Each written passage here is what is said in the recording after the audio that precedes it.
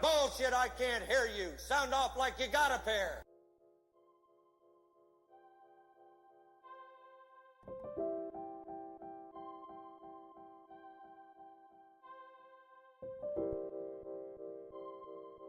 Hey, Gumby. What's up, man?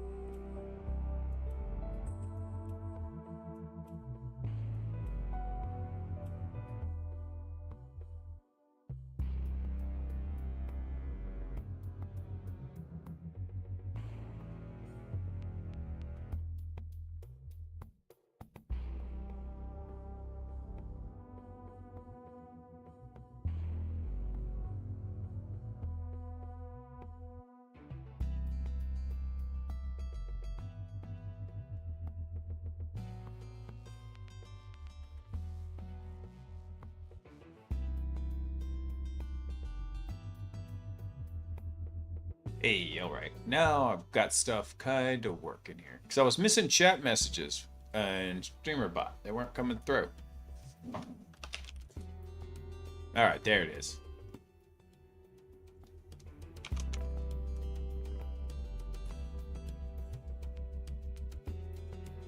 Okay, cool. We're going to see how this goes.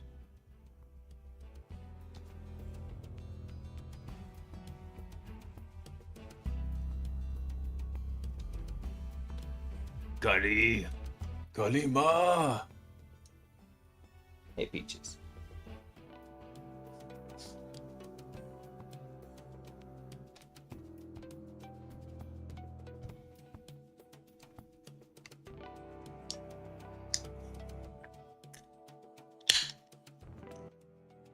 Trying to very stealthily open the Jocko. I love Indiana Jones. Those are good movies.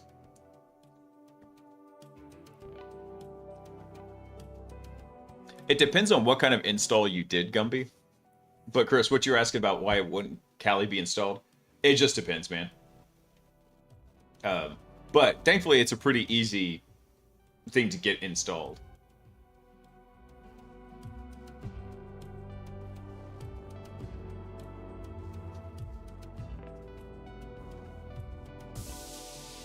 Is the server not on? Oh, that would explain why I couldn't get into the server. The server is still powered off. I haven't needed it for a couple days, so I've got it booting up now.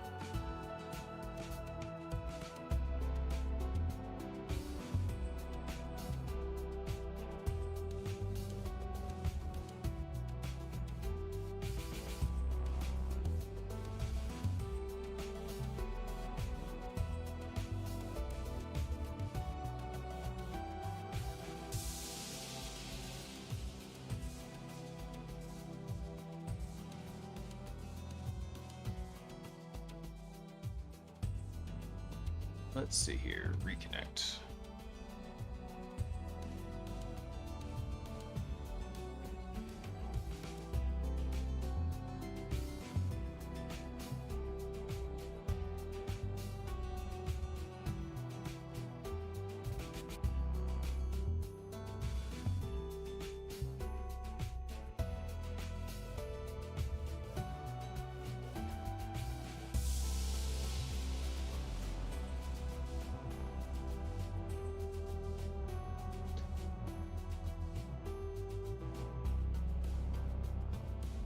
I think that's the right one.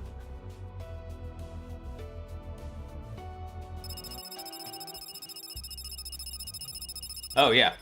Time started. Incoming transmission from Marano Gumby TikTok. Yeah. I'm here. What's up, everybody? Sorry, I was working on a couple things and trying to see if the server is coming up or not. Okay, that's a good sign. Things are happening now. Okay, cool. We've got access to the server.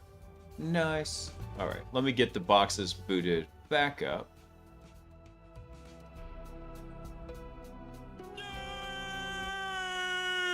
Shut up, baby, I know it.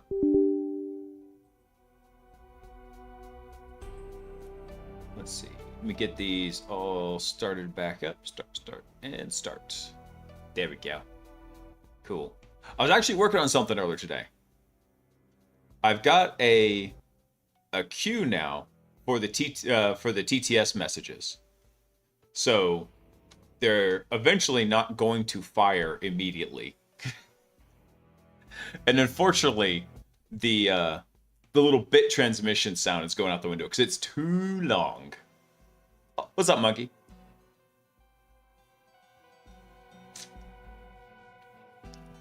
All right, are these started up yet?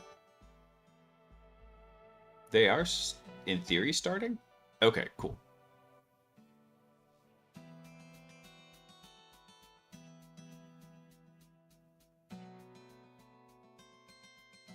The router's up. What are we waiting on? What's VM121? Oh, that one could take a second to boot up because that one is it's unsuspending from disk. So.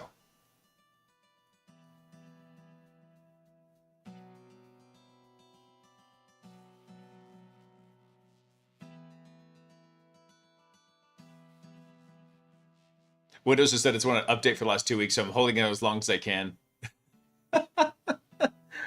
Dude, yeah, Windows is just a hot dumpster fire these days. Hey, it saved the session. Nice. Nice.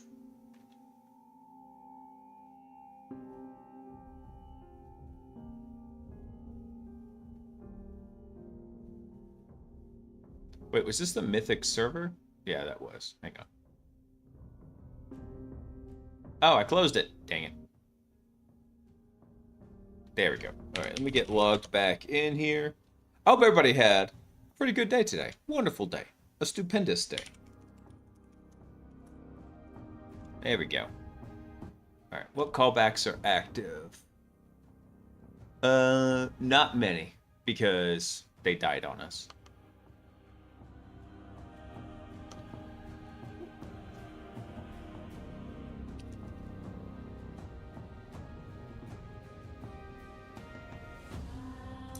What is this? Let's hide these callbacks here. Hide and hide.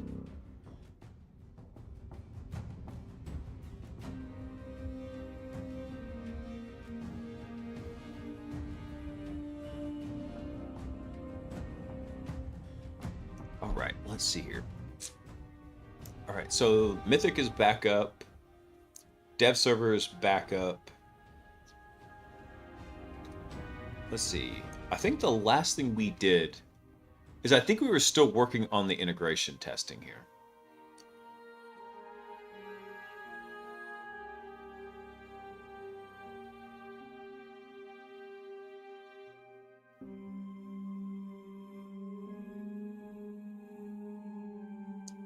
Okay, we're gonna have to go through and do some modifications, so that's okay. Let me get into the dev box real quick.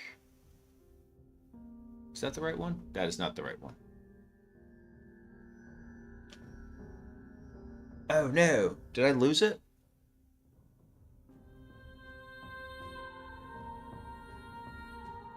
So I had another power outage because they were doing work here in the neighborhood.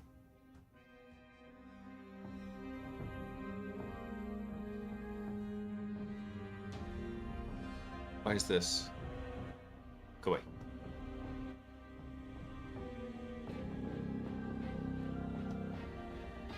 Let's see, what is this one here? I think test... Is it test 2? Yeah, test 2 is definitely the Windows box. It's the only thing that uses 14.6 gigs at idle. Freaking Windows. Where's my network card here? So what I need to do is double check what the IP address of this is. It's probably just going to be easier to just SSH into the Ludus box. Lame. Let's see.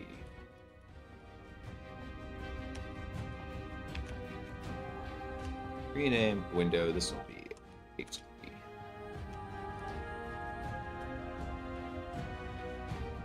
What did I call it? I think it's ActiveBox. There we go. Okay. Let's see. Let me check the Ludus range real quick.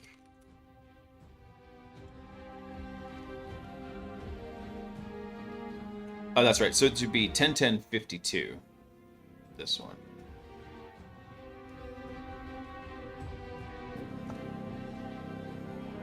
Oh, no, that's not right. 10.5.10.52. All right, let me update that. This will be test 2, Windows 11. And then let me save that. Save all. There we go. That should work. Should have, baby. I know it. What's up, band? Hey, man. Wife must love letting you stream on Valentine's Day. She understands me. Plus, we don't really go out a ton. Like, hardly at all. Like, there's really only one place, considering she and I both mostly eat carnivore, that I'd consider taking her for Valentine's Day. And that's Fogo de Chao, which is 1, hella expensive, and 2, hella packed on Valentine's Day. That wasn't gonna happen. Actually, if you, oh God, I hate to even say this, but I did get her, for the first time in I don't know how many years, a present on Valentine's Day. I got her a dishwasher. Now, to be clear, this was not her Valentine's Day present. the dishwasher died a couple of months ago. And so she has been like doing them by hand. And I've been helping when I can, but for the most part, I'm usually very busy with work, right? So I just realized that there was a special today from Costco to get a dishwasher. And so we ordered it today. It wasn't a couple months ago. It was October. That's a couple of months. Yeah, the dishwasher's been dead since October. Incoming transmission from Moreno Gumby. I remember when I pooped once, now 2 or 3 times, hee hee. Oh, man. I do like to play with death. Right, monkey? That's why, monkey, that's why men like women. Because we enjoy 2 things, danger and play. And what are women? The most dangerous of playthings. Hella dangerous. So I did not have the realization that technically I did get my wife a dishwasher for Valentine's Day. In the most technical of sense, though. Not in like any particular, like, hey, here's your Valentine's Day present. Oh my God. So let me tell you all another funny story. Nice knowing you. Thanks, band. So when Sock, she used to work in Louisiana. We lived there for a couple years. And she is talking to all the other ladies that she works with she worked in a science lab there. And they're talking about like the funny things their husbands did after they got married. And what does freaking Sock say? She's like, oh yeah, well, Blaise changed all my passwords. The reaction you just had is probably similar to the reaction all of them just had. Like, oh no. No, she didn't clarify. That was deadpan what she told them. Blaise changed all my passwords. Not mentioning that I had her on a password manager and all her passwords were upgraded and more secure, and I actually still didn't even have access to them. Just Blaise changed all my passwords. Yeah, that's it. Oh, jeez.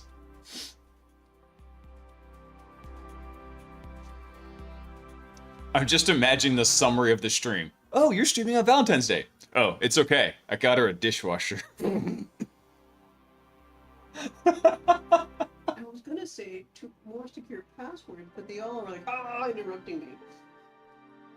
I told him. Oh, man. Ugh. I'm wearing contacts today, by the way. If you're wondering where my glasses are, it's because I keep a little stash of like one-time wear contacts, right? And I was wearing those today because I took the kids to an indoor water park. And so now, like, my eyes are kind of fuzzy. I might just have to go ditch them and put my glasses back on.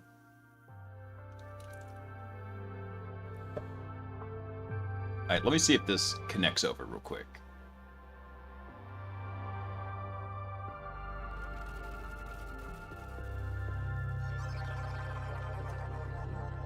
That did not work. Let me double check the IP address. Oh, no, that's not right. 10.5.10.52. That would explain it.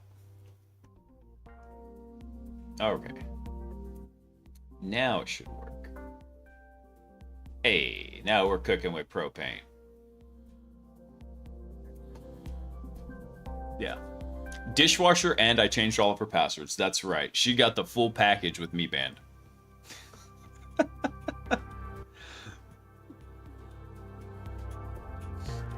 That's right. You guys, when I tell y'all, I don't know how she puts up with me. You think I'm joking, and this is like the usual like husband self-deprecating humor. No, I legit don't know how she puts up with me. I mean, I kind of technically do. She and I both have solitary hobbies. Her favorite thing is reading. She reads just about anything and everything, and it looks like Agent Zero has picked up that trait genetically. But and then for me, I'm working on the computer. So, I mean, it kind of comes and goes in there.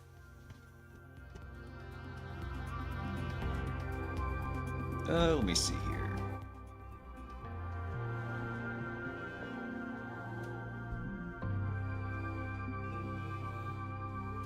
I think this was the right payload. Let me run this. Okay, cool. We got a new callback. Excellent.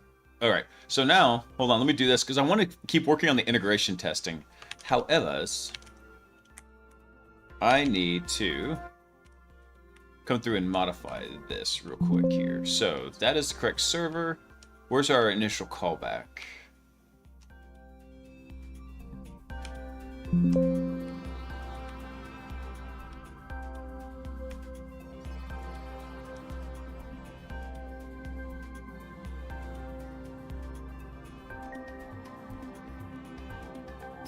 Where did I put it?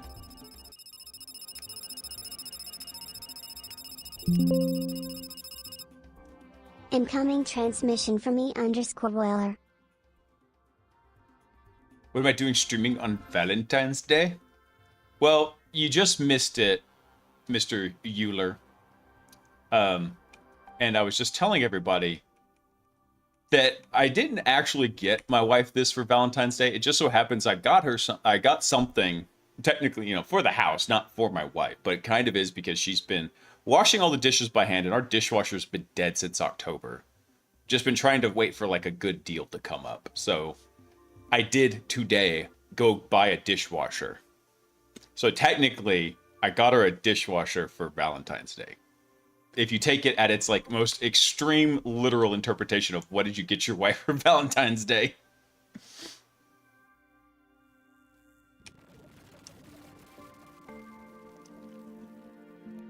Got to snip the "oh, hear me out" part. That's right. Ah, there it is. There's callback ID. Okay.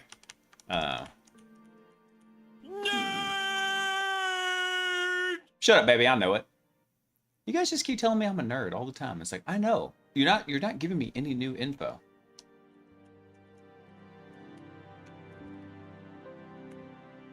Okay. I think I got this now. Let me see.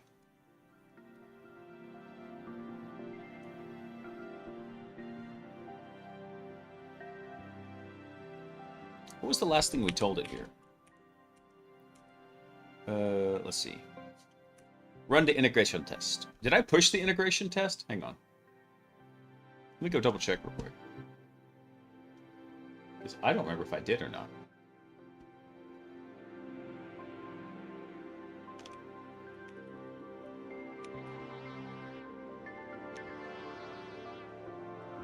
Mythic MCP.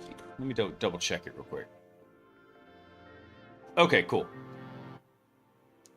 Core file tools, integration testing. Okay, I think I need to go back and double check core file tools. We didn't merge that, did we? Did not. Okay. I think I need to go merge that over to main. Or to the master branch. It's funny because it depends on where you start Git, if you have a main or a master branch. If you initialize Git on your computer and then push it to GitHub, you typically have a master branch. If you do it, if you like start the new repo on GitHub, you get a main branch. I thought that was funny.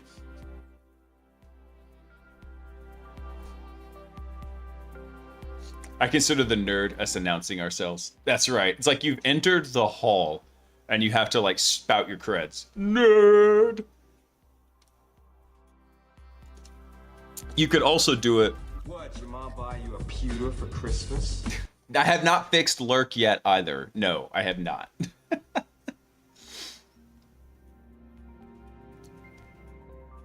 see. So I don't think we have merged branch 4.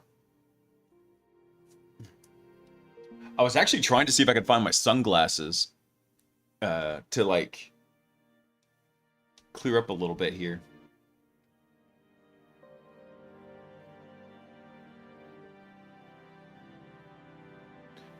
I think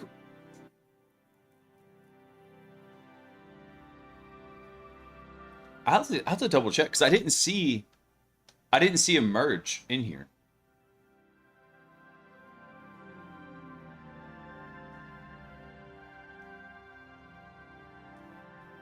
Hold on, let me come back here.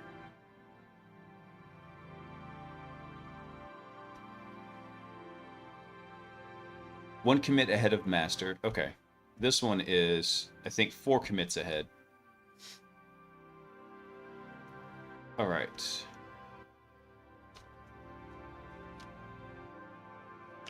Let me go look on the Mythic server real quick, see if the integration test is running. Hey, we did get a new callback, though, so that was good. Nice. Nice. What about in our payloads here? Okay, cool. So we've got all of our like, testing payloads. Apollo test payload for Windows target. Good. All right, so it's working. It's driving. That's awesome.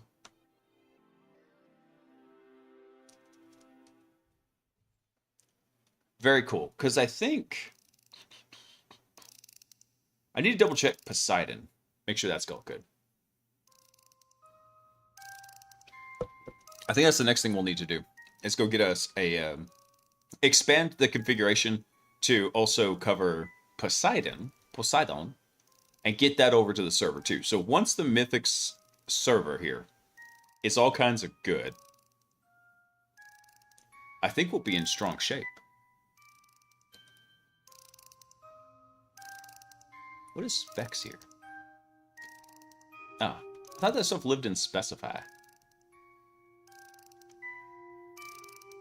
No.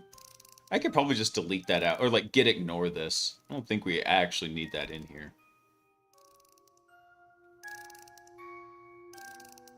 Yeah, we could put the specs in there too. I just kind of left it in there for history, for anybody else who wanted to work on it. Because right now the repo is private, but once I get it kind of up and stable, and actually that was the next thing we need to work on is the plugin system. Now that this is working, so. Right now, the plugin system is atrocious. We need to fix the plugin system.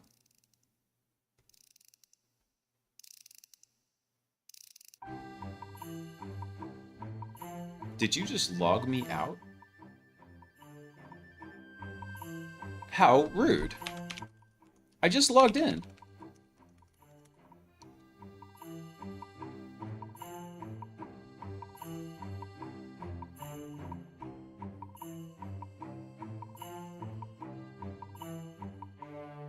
Oh, you know why? I'm an idiot. I was like, why is this erroring out? Because that's the wrong callback. Here we go.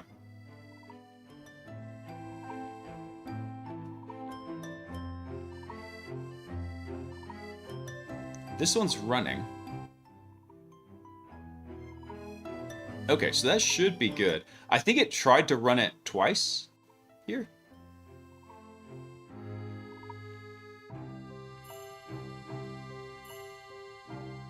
No? Oh, you know what? Time is wrong on the server. I just realized.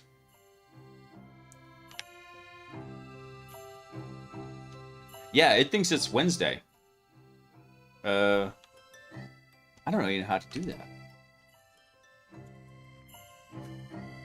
Update server time. No wonder why it's looking so funky.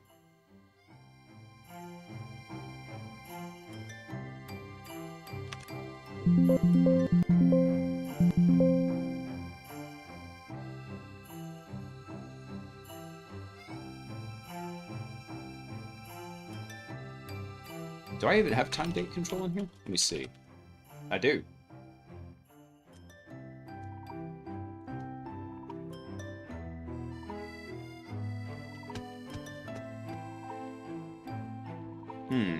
I need to... I don't want to reboot the server. This is annoying.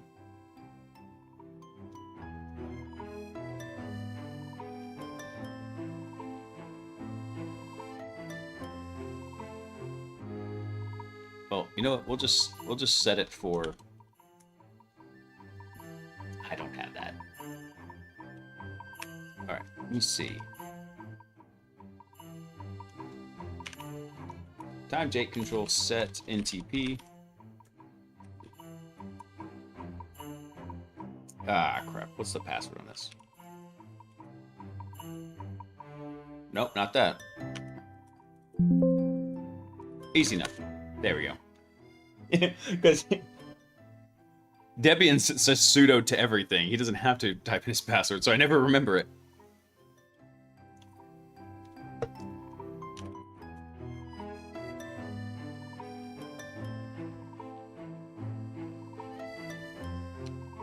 Do I have Crony in here? I don't.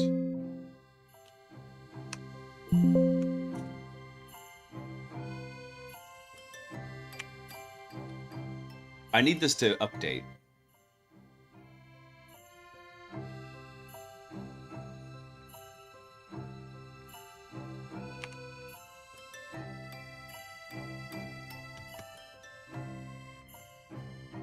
No, this is absolutely wrong.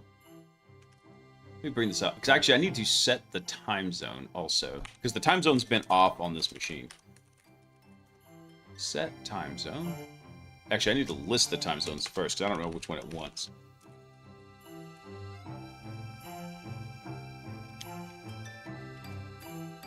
Okay, so I should be able to set it to America, Chicago.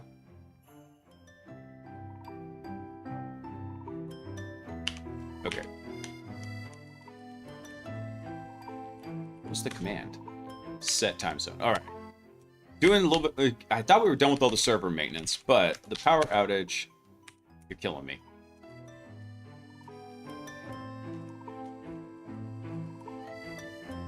Ugh. Password? Damn it. There we go.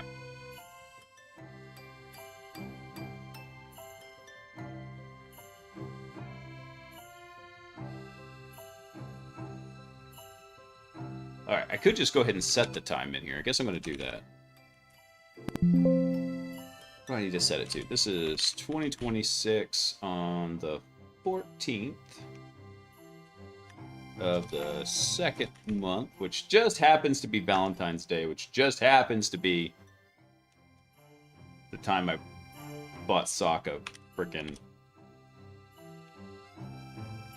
dishwasher. God. Like I said, I don't know how she puts up with me.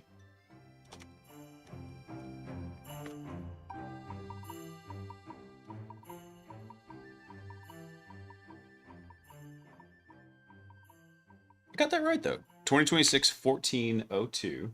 Nope, I did not.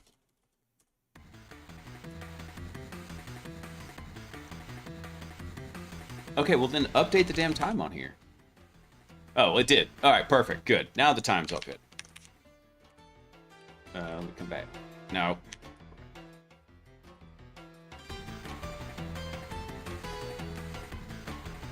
All right. So the integration test passed. Okay, perfect. Okay. So we want to any. Let me check and see if we have any uncommitted changes in here, because I need to merge this over.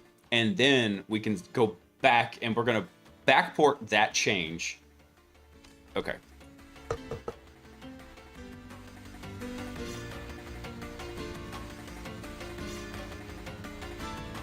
Okay, let's go ahead and...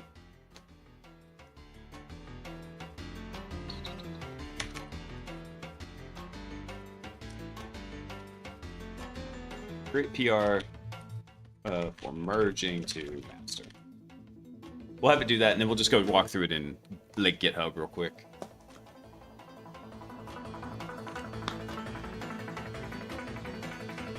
So now that the integration test is done, I think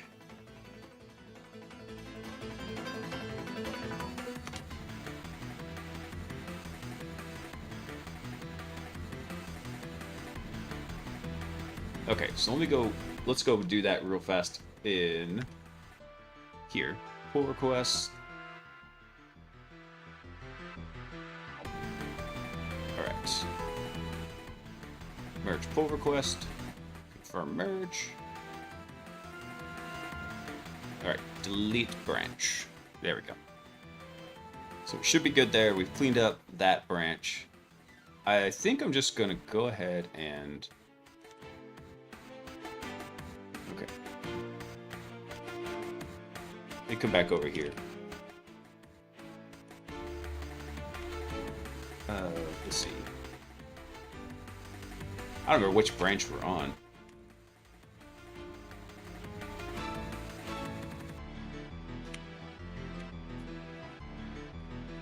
Check out for core files. Tools. Okay. Clear. Let's do hit pull. Okay. Excellent. All right, so now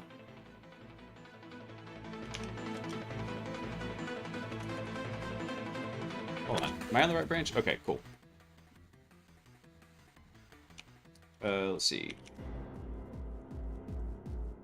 Did we finish? I don't remember implementing the features for this branch. Forget the typos. We'll just let them run. It's fine. This is fine.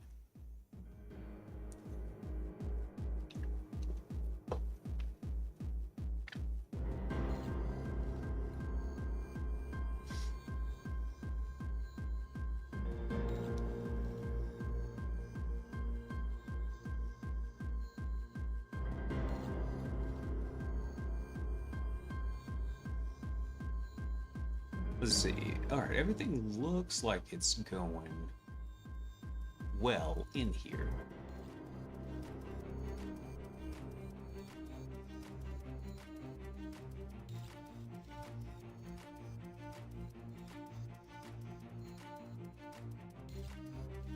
I was doing a lot of work over on the stream tonight.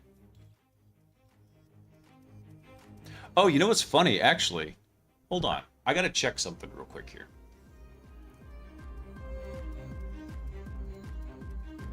I don't have any sound set up for that. Ooh, how am I gonna do that? So what I've got, I can't show it to you because it's up on the streaming computer, but I've got a new little tool stood up called SpeakerBot. SpeakerBot will basically, it's going to handle all the text-to-speech. So I'm going to kick them out of Twitch, and it's going to be on SpeakerBot. And then the cool thing about that is, if there's folks that want to do donations on Kick or YouTube, it will still work on there as well.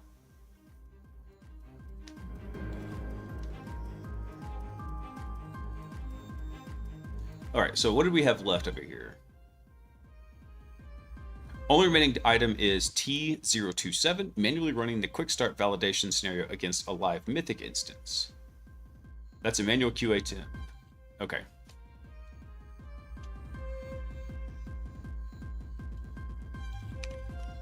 What needs to be done for T027?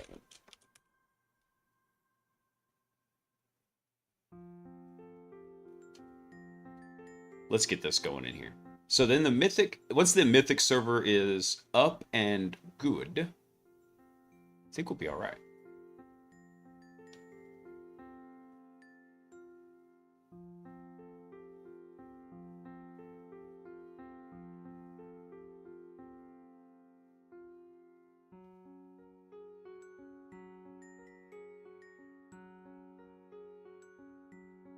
Yes, I do want to do that. But how do I want to do that? I need to check something real quick.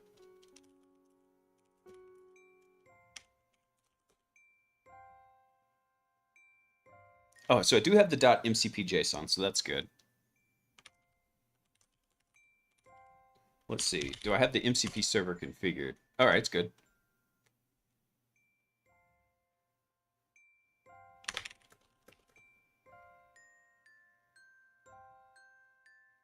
Let's see. There is a live mythic server.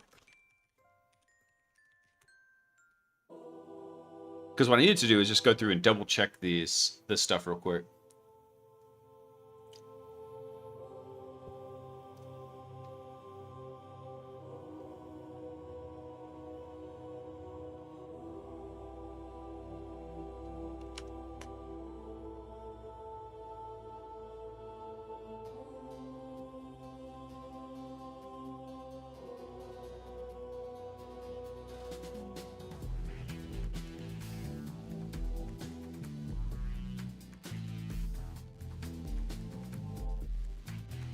I'm going to let it run through all this, and then we're going to go check the back scroll, and we're going to see how each of these went.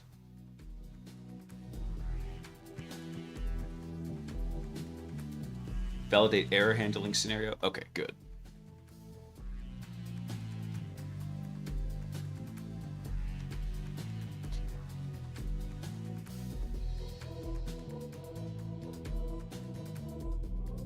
Okay, so it found one error with, or it found, basically found an oddity with the error handling. Cool. So we'll let that run for just a second here.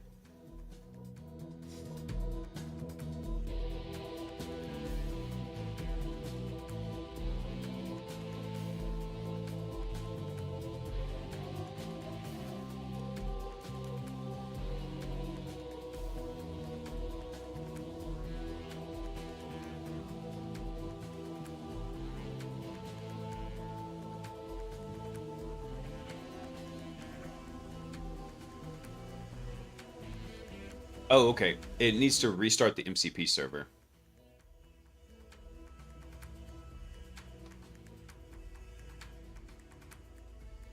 There we go. Bug found during the report. So downloading an invalid UUID returns success true with empty content instead of not found error. So the root cause is the Mythic download files returns empty bytes for missing files, not a none. So the existing check was never triggered.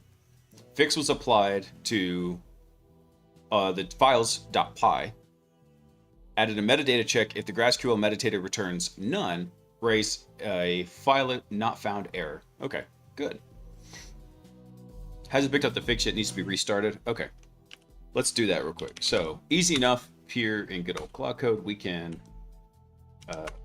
disable it and then enable it, and that should re-execute it. Let's see, MCP server, restarted, try it again. Let's let this run.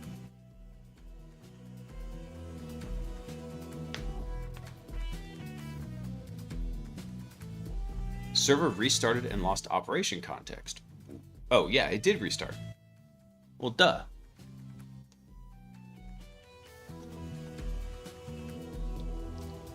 Okay, let's go ahead and commit that.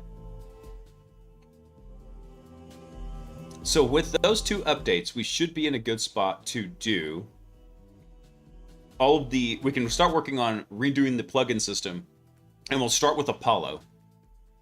And then we can go through and work on Poseidon, and then we'll save Arachne for last because I gotta go set up an Apache server for Arachne.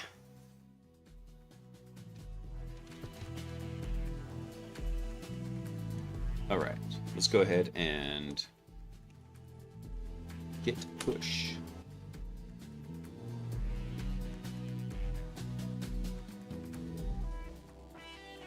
Awesome, so that should be good. Let's see. PR2 commit to master. We'll go ahead and do that. I don't think I know I don't technically need to PR it, but I just want to get back in the habit. It's a good habit to have. I was watching Griffin stream earlier today. CM Griffin, if you're not familiar with him, he's super fun dev. Awesome dude. And I was watching his earlier today, and it's like, he was explaining something to me because I was asking questions like, hey, he was talking about what is a hot path?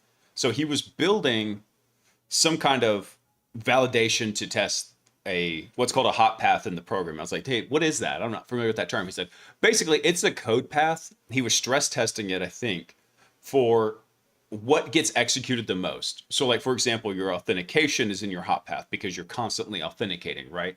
And then so think of it like your core commonly used functions in everyday use of your program. That would be your hot path. And then the other stuff is kind of like the cold path, things that are outside of that. I'm supposing, but I thought it was pretty cool. I told him, I was like, hey man, I'm not a dev. I'm learning as I go along. I just play one on Twitch. I'm not a dev, but I do play one on TV. All right, let me go check the PR real fast.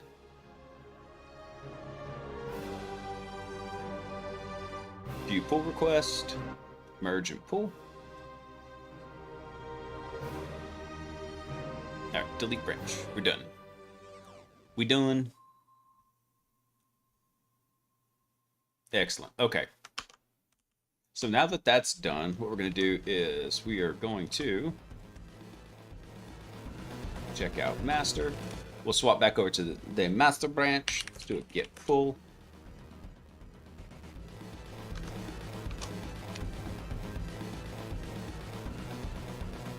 There we go. All right, cool. Now,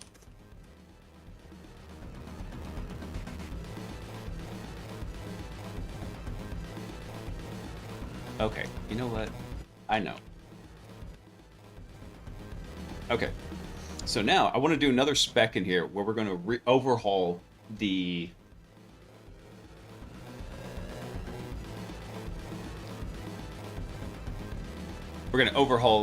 what is this? The plugin system. That's what we're going to do. So is hot path the items that will always be used no matter what, or other items that will be used the majority of the time? I took it to understand, Monkey, that the hot path was things that will be used the majority of the time.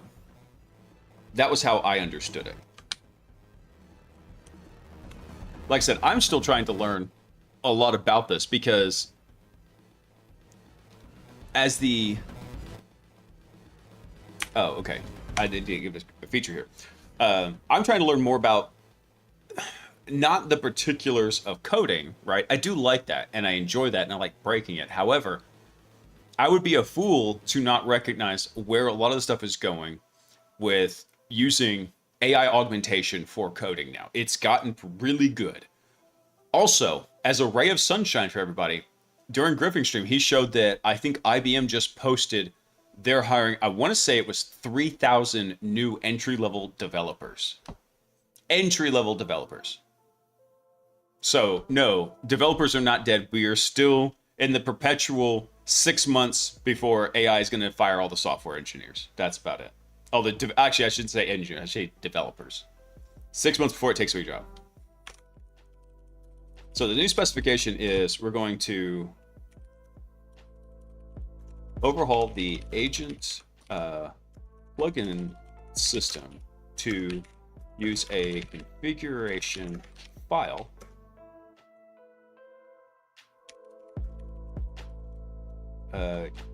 yeah, a YAML configuration file to define the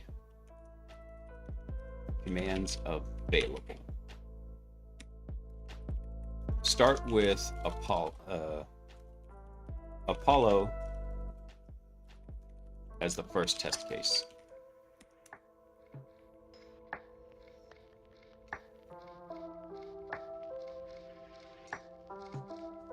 Just brainstorming, but sounds like for pen testing, you might want to ignore the hot path if that's where they're doing most of their testing and where problems likely will manifest and be patched.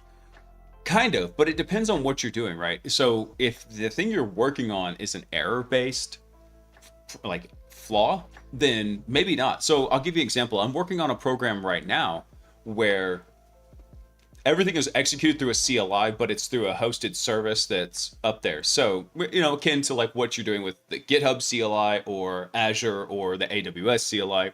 You know, you're using your local CLI to operate on something up in a cloud server. Well, I'm going through and I'm testing this thing, and this would definitely be in their hot path, but there was a way to basically backdoor certain files so that you could go create an issue with that and get code execution on anybody else who ran that configuration. So that was definitely in their hot path, but it's one that you would want to go check out, right?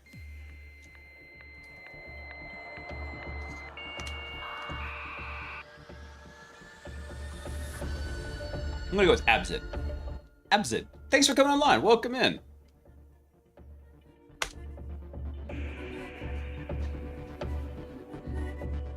All right, we'll let this go for just a second here. So what it's doing is it's exploring all the code base so it can write the specification for the new feature, which is instead of having the plugins be these weird, like these weird Python files, it can go in and actually we can just define them as a YAML configuration.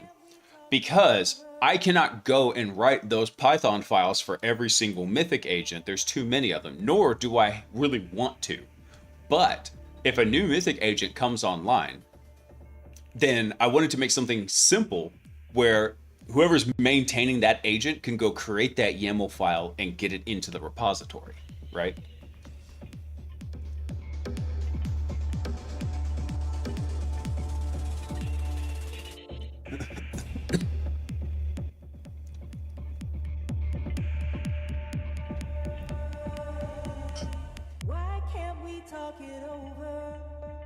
I like this one. I wonder if Two Bob's in here, but Two Bob, if you're in here, I like this one. Fighting without fighting.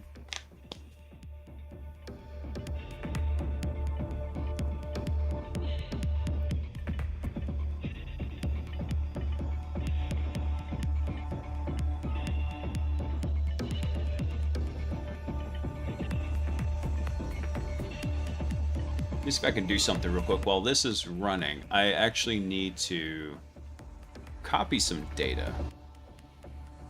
I need to do a modification. So I'm working on, while this is churning, I'm working on some stream stuff, but it's off screen. I can't show it because it's on a different computer since I went to the dual streaming setup.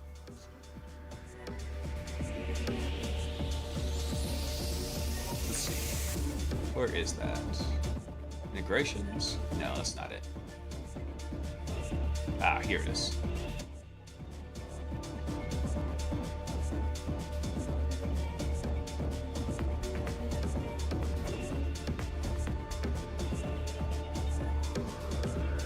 Alright, I need to modify. I'm modifying a web server that's serving up information for the TTS queue.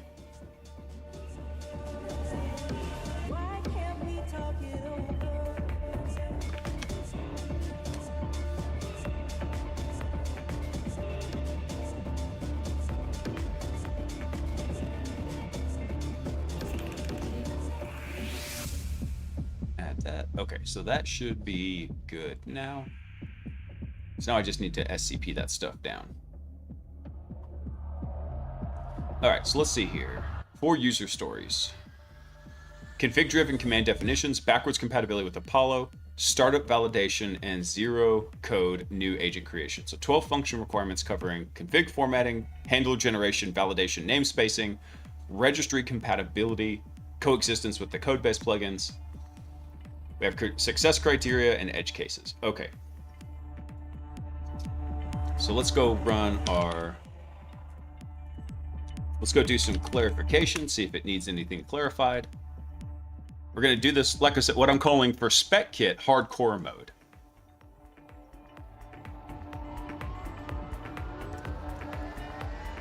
There we go. All right. Not sponsored by Jocko yet.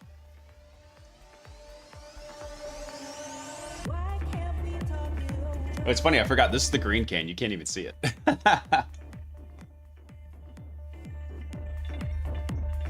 All right, let's see here. All right, so what's the first thing it needs specified? Question, we have 3 questions here. Question 1. Spec says each command has parameters and the system auto-generates handlers that call the existing executor. So currently, each Apollo handler manually maps specific parameters to the Mythic task parameters dictionary. Okay. Well, something like the ls passes the params.path. Okay. The config needs a way to know which parameters are passed to Mythic versus which are consumed locally. All right, so the recommendations are all parameters except for callback ID and timeout are sent to Mythic automatically, which is an implicit convention. Let's see. Option B is config distinguishes a task versus a meta parameter.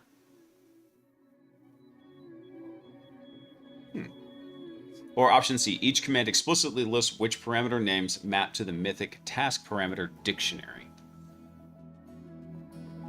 And Claudius is recommending option B, where they can mark each parameter as either a task or a meta parameter. So the other option,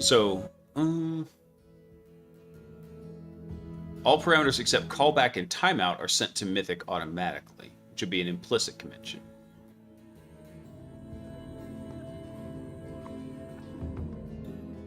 Each command explicitly lists which parameter names map to the Mythic task parameter dictionary.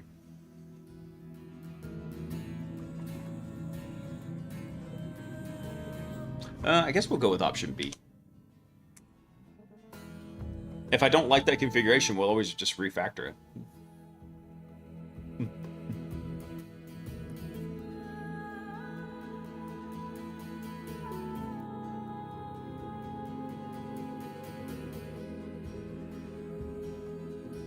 All right, let's see. While it's thinking, I'll work through this.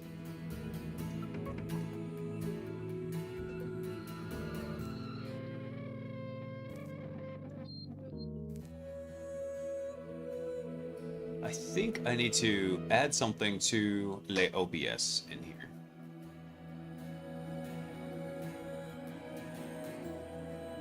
Ooh, that's not gonna work.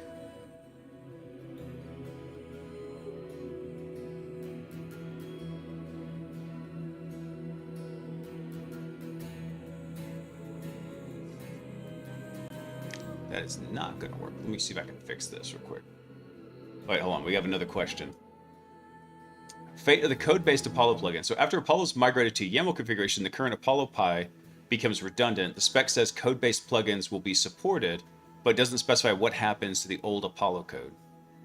So recommendation A is delete after migration. YAML config is the sole Apollo configuration. Option C would be keep both of them as loadable. Config-based takes precedence if both are defined, if both define the same name.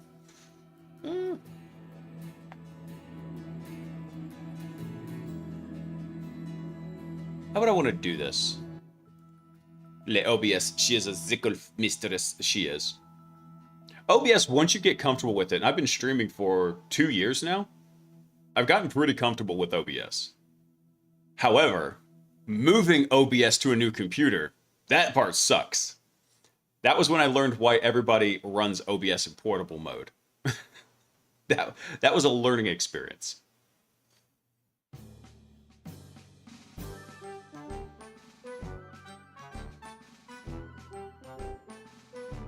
I'm gonna probably go with option A here because in the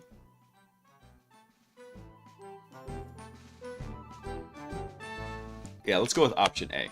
Because once we have Apollo working, we're going to migrate this entire configuration over to purely YAML spec. We're not going to have the Python spec.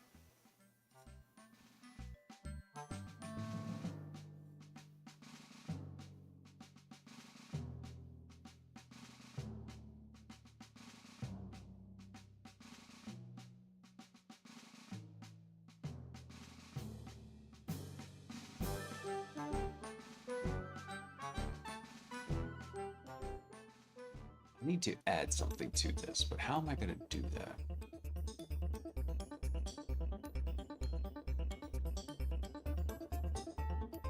I think I could do this with an audio input capture. Actually, no, let me do this.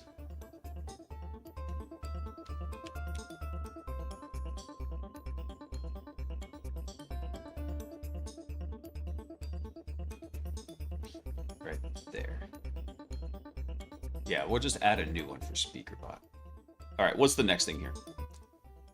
So FR2 says system needs a config file for the plugins directory, and the key entity section says one configuration per agent, but the spec doesn't explicitly state whether each file defines exactly one agent or whether a single file could define multiple agents. One per agent, definitely. We're not overloading these configuration files.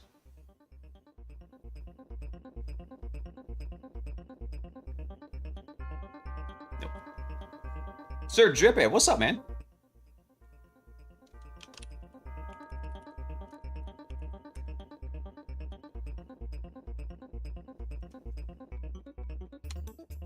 Okay, well, can't do that. Let me see. Okay, all the ambiguities are cleared up now. What was the next thing? We had to clarify, so now we're going to run plan. Cool. Dude, I'm doing great, man. I had a really chill day today. For once, the kids let me sleep in. And I didn't think I was going to sleep in that long. Typically, I have my alarm set every morning, and usually the kids are in there very shortly after that alarm goes off. But my two sons today let me actually sleep in. So I slept until like 8 o'clock this morning, which is unheard of. That's sleeping in these days. For reference, when I was dating my wife, I would probably go to bed around, I don't know, 3 in the morning, 4 in the morning, and get up around 11 or noon.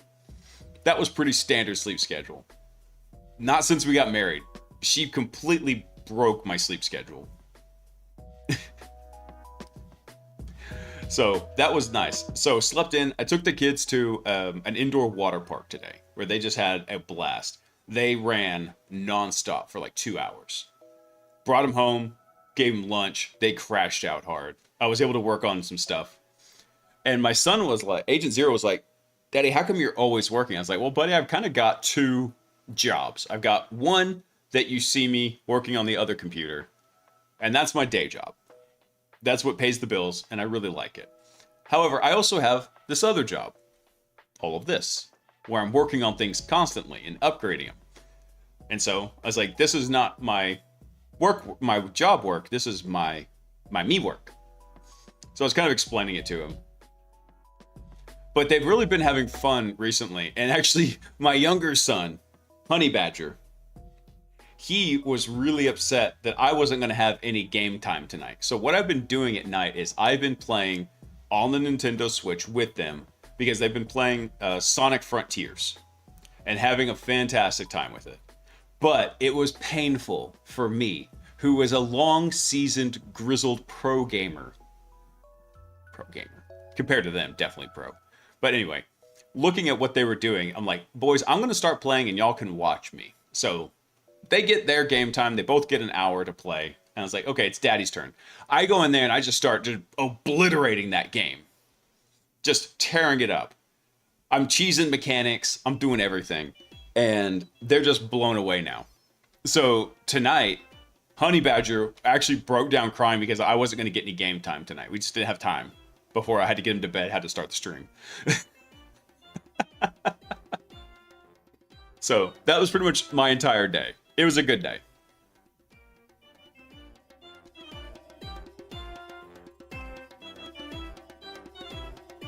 All right, I need to change something on here.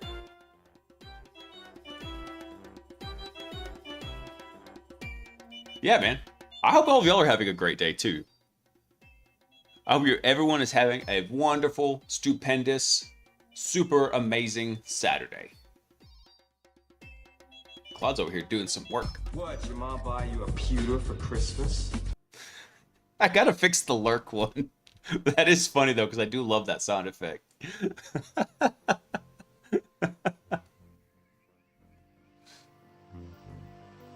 Oh man. Fun fact, my mommy did buy me a computer one time for Christmas.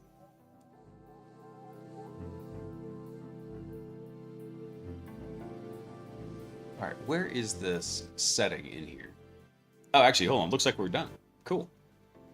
All right, so the plan is set up. Research made 8 decisions about the YAML schema. Good, okay.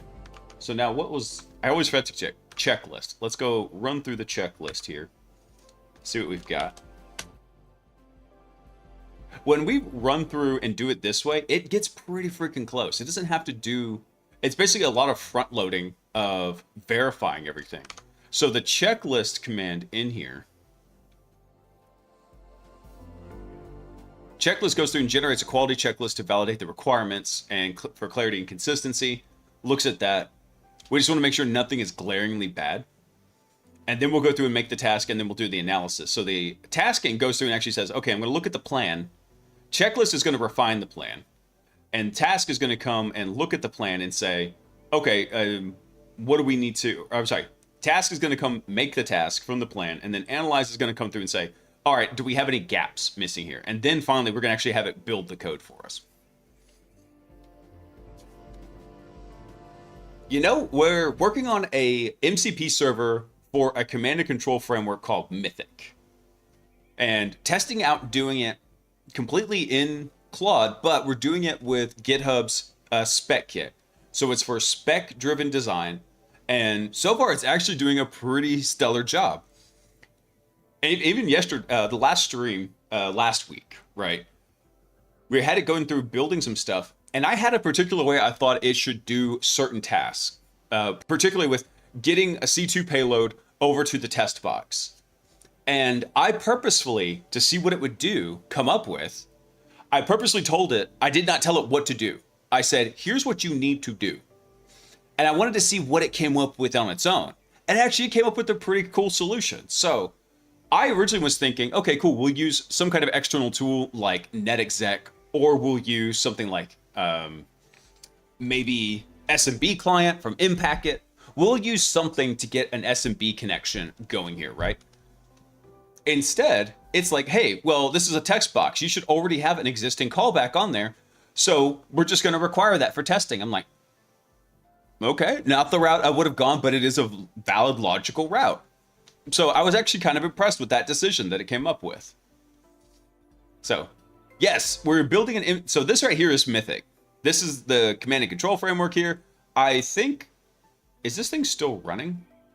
I think it might have lost its mind whenever, what do you mean I'm unauthorized? Oh, I need to reconnect. When I changed the system time, it invalidated the JWT. Let me come back over here. Zoom in. Okay, cool. So this one's still up. Let's see. Do LS. Wait for it to respond. Okay, so yeah, it's still up and running. So for example here, callback 19. This one is our testing one. That's what we set up in the configuration file. And then so it knows, okay, I already got an agent on that system. I'm going to use that one to generate a payload, upload it, test it, run it, and run a couple of test commands. Boom, boom, boom, boom. I was like, all right, cool. So yeah, man, it's actually been really fun to kind of sit back and watch it do its thing. So what we're doing now is we're going through what I call the hardcore checklist mode for Spec Kit. Really, there's only 4 steps we have to do to go implement something. So every time you run this, it goes in and it makes a feature branch.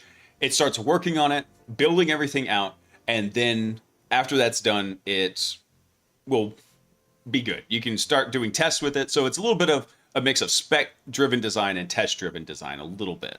It does generate tests every time we go make something to keep track of what's working. But really, all we have to do is specify what the new feature is going to be. We have it plan it, we have it build tasks based on the plan, and then we implement it where it actually goes through and does the code changes. But we added in these optional steps in here. And so I've got what I call hardcore mode documented down here. So clarify comes through after we specify and says basically ask structured questions to de-risk ambiguities in here. Look at like, okay, cool, is the data that it put together, does it have any ambiguities and how can we address that? Then we go through planning. Planning actually builds the plan of like everything that needs to change. And then we go through and we run the checklist. So the checklist does a quality control checklist for basically saying, okay, this is where everything kind of needs to go. So that's where we're at right now. We're going through the checklist area. All right, so what domain of the checklist are we going to focus on? The config schema, migration fidelity, plugin architecture. I don't care about the migration fidelity. Validate and backwards compatible requirements are thorough, measurable for Apollo migration. Nope. Let's see. Python plugins are deprecated. Root focus on 1 and 3.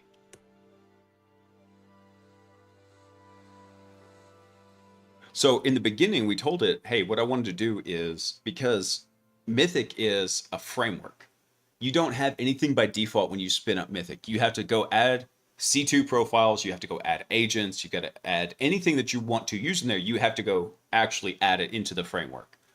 Not a big deal. However, when making an MCP server, it does become a big deal because every one of those agents has different sets of commands and different input structures on what it's expecting. Normally, that's handled over here on the browser side with what's called a browser script that takes your command and formats it, right? So for example, if I do ls, let's see, Windows, yeah, we'll just do that. So if I do an ls against Windows, that's very user-friendly to read, right? However, this is not what it looks like whenever I run this. If I come over here and I do I think I got to do it from here. Yeah, here we go.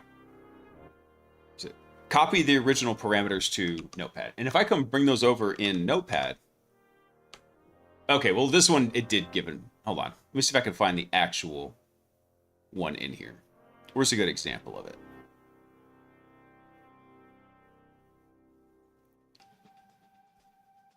See if I can find a good example. Actually, hold on. The run one actually has a good one. Let me see. I think it's this one right here. Copy those. Okay, I think this one might show it. No, it didn't. Damn it. Well, anyway, this is basically just... Bullshit, I can't hear you. Sound off like you got a pair. Ah, you're full of crap, Killa. What's up, man? This is actually just UI sugar as it looks in here. In the backend, it's actually speaking JSON going through everything. So if we're going to start using that in the MCP server, we've got to know how to translate that over. Happy Saturday, man. So all that being said, what's happening is right now, when I first told it, hey, we're going to have plugins to handle it, and we gave it 3 agents to begin with, Apollo, Poseidon, and Arachne. Well, it did do it, but it made a design decision I didn't like, which is implementing everything in Python. That's a bit of a heavy lift for every agent that you want to go do this for, because the agents are maintained by individual contributors, right? So instead, I was like, no, we're going to upgrade the plugin system, and we're going to migrate it from Python to YAML. And so that way they can just have a clean spot to go define all of their commands in there. Just got back from Vegas, happy to be home. Dude, every time I get back, the best part of every trip I've ever taken to Vegas was coming back home.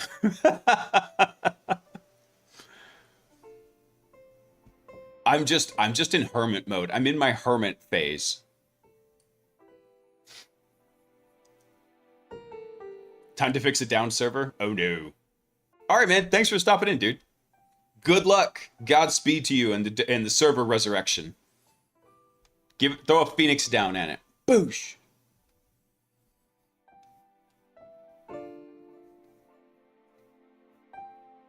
Okay, so that was our checklist. What do we got to do next? Let's see. Close that up. Don't need that anymore. Okay, so now we need to go get our task going. Boop. Run our task. So now it's gonna basically set up a whole list of tasks that it needs to do to implement the new code. All right, so while that's going, aha, here we go.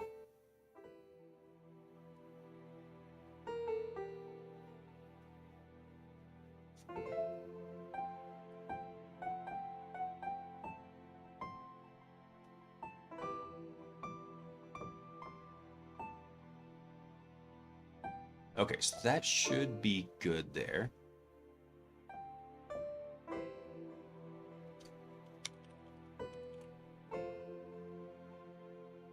Okay, and then this is going to be cable A. Yes, I think that will be good. All right, we're going to test something here in just a second. You guys ever install Kali onto an SSD? Oh, yeah, man. Now, are you talking about, like, I'm assuming you're meaning like a standalone SSD, like a USB drive or something like that. Okay, yeah, man, it's not that hard. The main thing is, I mean, typically, all you're going to do when that's happening, let me clean this up real quick. Where is it? Here we go. Why is this not solid color? Here, let me clear this up. All you're going to do when this is happening, right, you're going to have your PC here. So there's a couple ways you could do this on your PC. You could use something to burn that image, but then it's going to be more like a live boot, right? So you could use something like Rufus, or you could use something like Bilana Etcher. That's another way to do that. And you could take those and burn it directly onto the SSD. But the problem is then, anytime you try to boot off that SSD, it's going to probably die.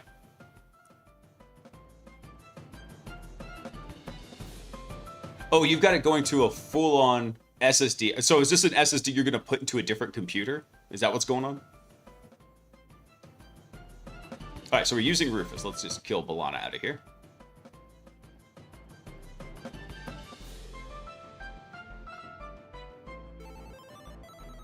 Let me check and see what Claude's doing. Okay, he's going pretty good. Let me kick off this next process because the analyze will take it just a wee minute.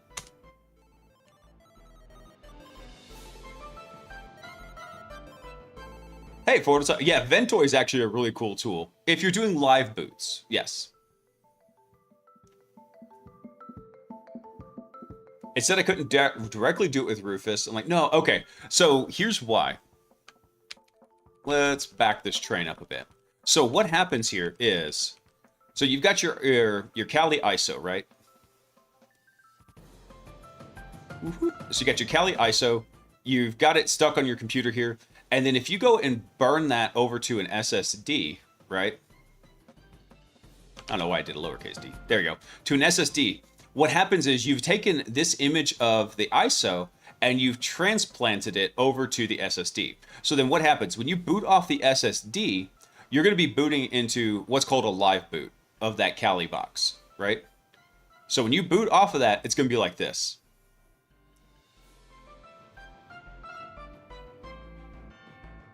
Okay, so you've got it on a USB and you're trying to move it to an SSD. Here's what I would do. So if this was the case, take your USB here, right? USB. Plug that up into your PC, and instead of writing Kali over here, don't do that. Have your computer use Rufus to put that onto the USB drive. Then whenever you boot up, and you've got your SSD on here, right? This will go away. Once you boot off that USB, then whenever you install it, what you do is you point it over to your SSD. And make very careful, you know exactly which one is the SSD when you're installing it. Because if you've got any other operating system on your computer, it's going to give you a list of them. It's going to be like, oh, this is, you know, like SDA, and this is like SDB, right there, boom, boom, boom. It'll give you some extra information. It'll be like, hey, this one is a drive of this size, and it's here, it's this size, and it's here. So make sure you're very clear which one of these, those SDAs or SD drives, points up to your SSD. And then in that USB, when you boot it, you can just do a direct install over to that SSD. Then on your PC, whenever it's booting up, you can tell it, hey, I'm going to boot directly over to the SSD.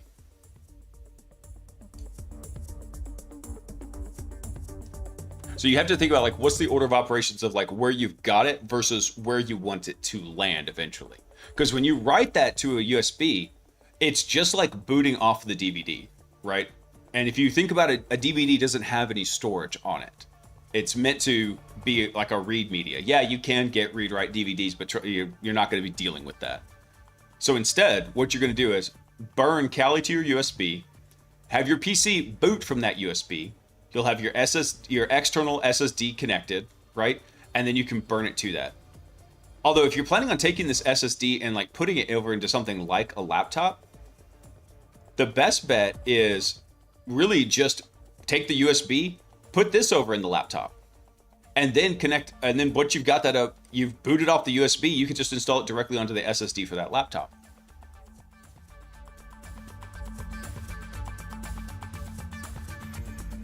All right, we got a couple things we need to fix in here. Resolve I1 and C1. All right, let's see here. Okay, so number one has a high inconsistency.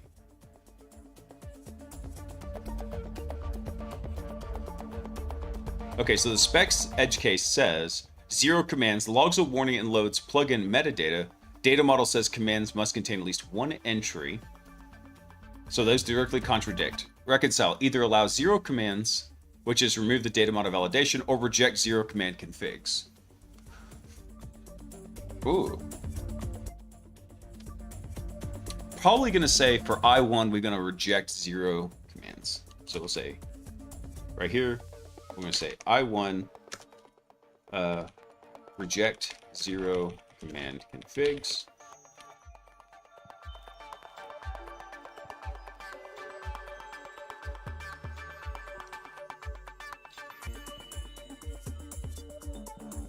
Also, hey, Palmer, what's up, man? Yeah. I mean, there is something to be said about having Linux running on bare metal, even though virtual machines are really handy. Especially if you're having to run on Windows 11, they're a pain in the butt.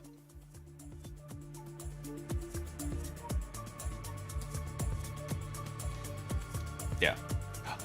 And that's totally understandable. You will get a... That's not the one I wanted. Where is it? Where's Pink? There it is. If you boot off the USB to the PC, yeah, you're going to get a little bit of a performance hit here versus loading it from the SSD. Now, these are all, like I said, there's two kinds in here, right? There's a live boot, and then there's, let's call it a persistent boot. Persistent. I know I spelled it wrong. Anyway, but on the live boot, everything you do here is ephemeral. Once you're done with it, you power it down, all the data is gone. In here, the data remains. So this is a persistent install. Just scratch that out. So on a persistent install, what you're normally used to whenever you go install Linux, you can do that. Yeah. Virtual machines, yeah, that would be the ideal way to go. Unless you have a strong use case for needing Kali on bare metal.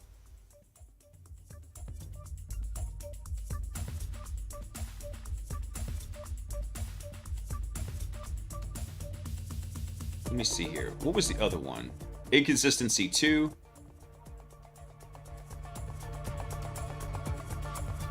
So this lists only CTX as a reserved parameter named data model list CTX context self task 1017 tests all 3. Spec should enumerate the full list. So recommended update is update the edge case to list all reserved names. Yeah. Let's see here. I2.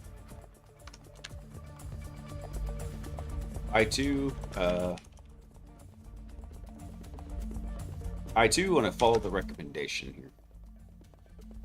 What else do we have?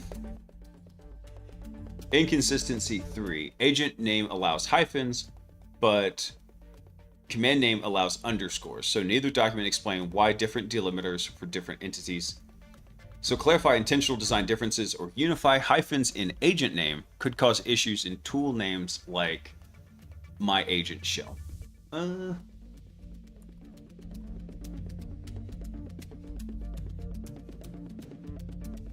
Let's see. I'm not sure about that.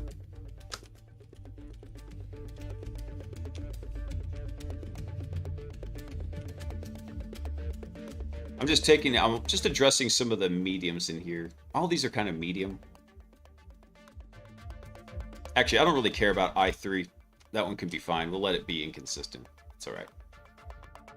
Unless we have a strong reason for that.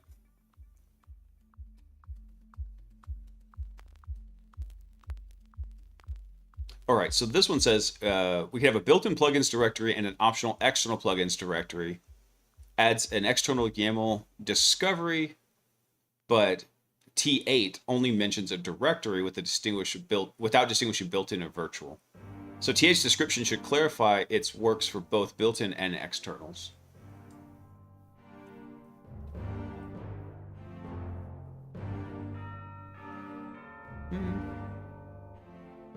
Yeah, I do want that. So I4. Specify internal and built-in and external. All right, what else do we have for inconsistencies in here?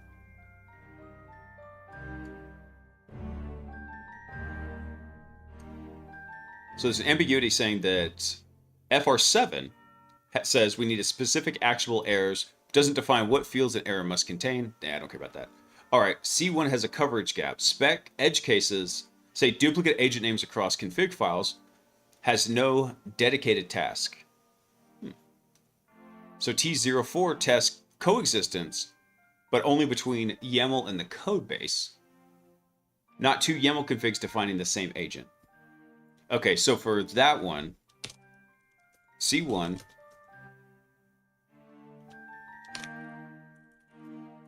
throw error if the same agent is defined in multiple places.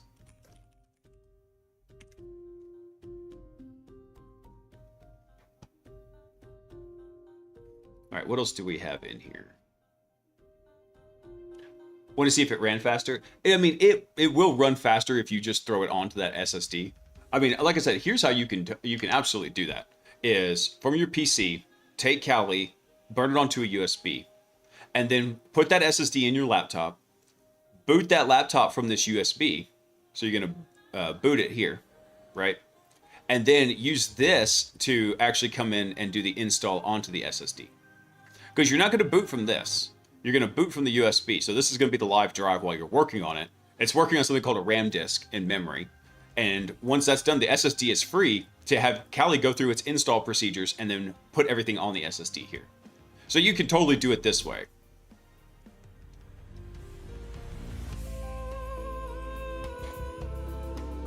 It will run much faster because you're not going to have the abstraction layer of a virtual machine, but you're also going to have to deal with additional isolations and headaches.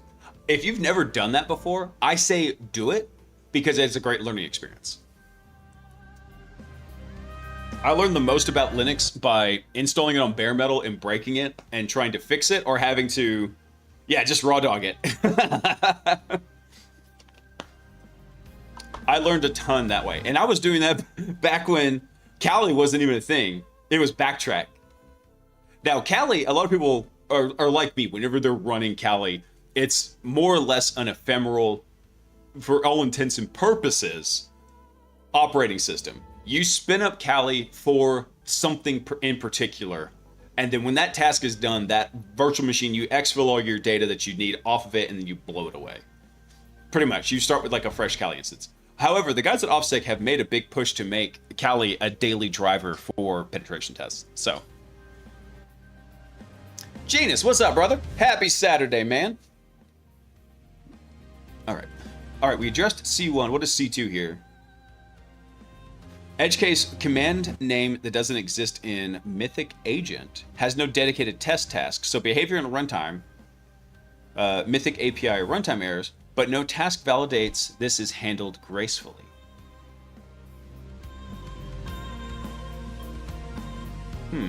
Recommendation is add a task or note that it's covered implicitly by integration testing, or add an explicit integration test. Okay, so C2, we need to add an integration test.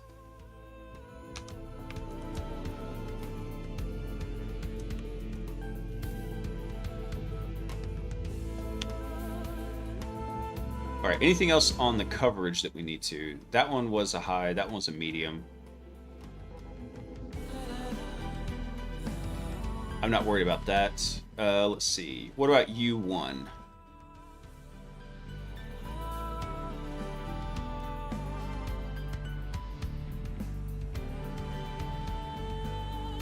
So if any schema mismatch is found, there's no task to fix it. These read more like acceptance criteria than tasks. So reframe task 11 to 15 as verification checkpoints. Add a consistency note if mismatch is found. Fix in apollo.yaml or YAML loader.py. Yeah, I definitely want to do that. U1. What did I say here?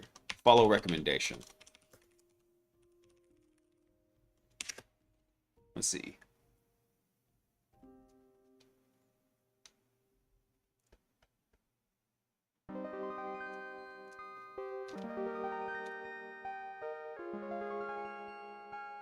Anything else in here that needs addressing? Don't think so. I think that's good. Fire. We'll let it go through and handle all of those updates. We should be good.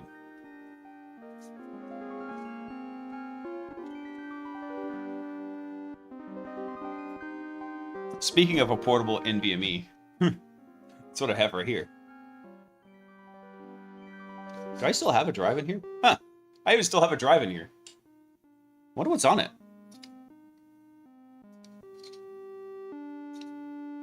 I have no memory of this.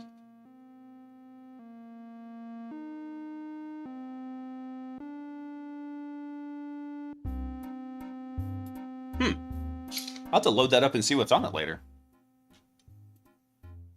I thought that shell was empty. Yeah, no memory of this. Is it one of your Penchest drives she leaves in a Target's parking lot? Oh, hell no. That's what these little dinky things are for. These guys.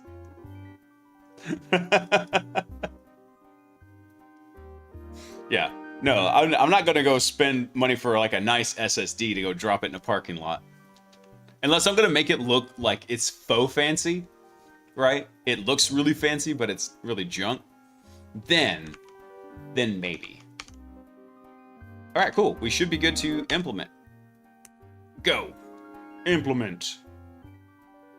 All right, so while that's coding, let me see if I can fix this thing over here on Blaise speaker bot.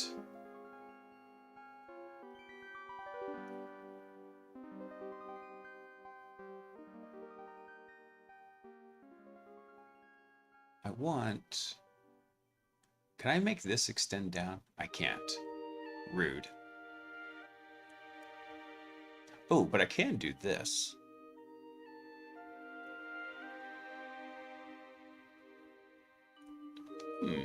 That layout works pretty well. Okay.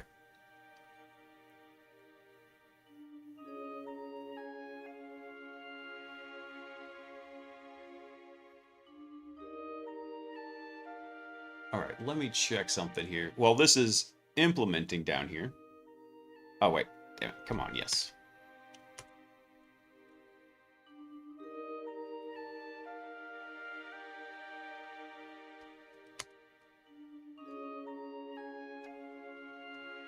There we go.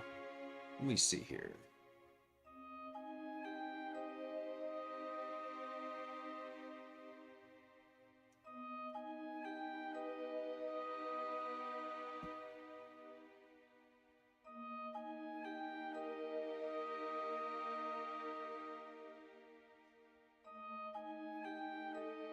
Add existing scene. Yes, so this should be speaker bot. Add that.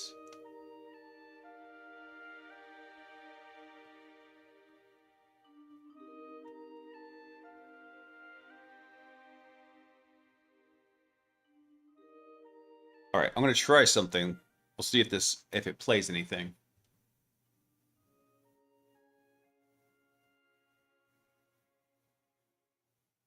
It did not.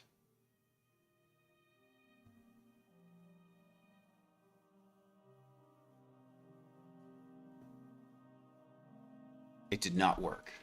Dang it.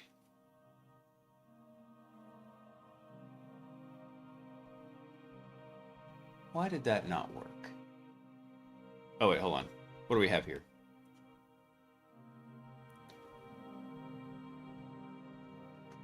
Oh, so the config schema and architecture checklist have 39 incomplete items.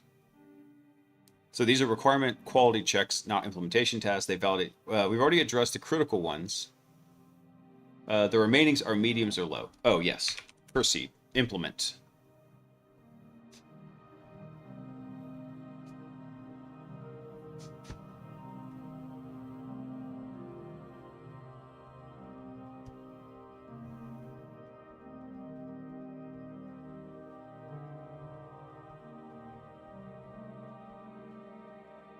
All right, let me see if this works now.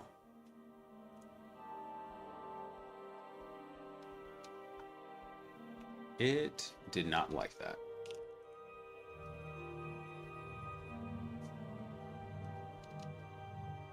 Now, why did that not work?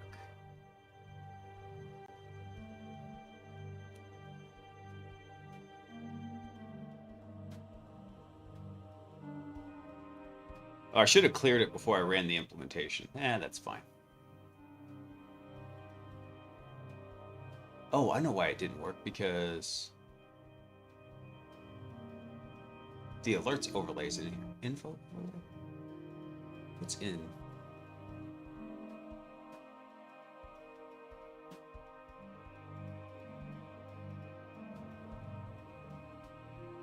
You take that out.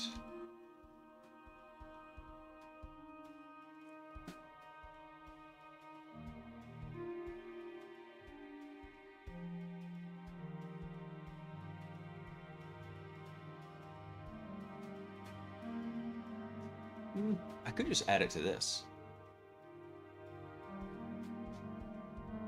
Yeah, just add it here. So I'm working on something for the stream off screen. Unfortunately, I can't show it to y'all because it is.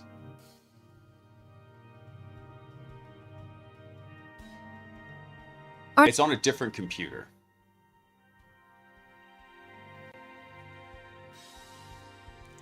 Okay, I think that'll be good.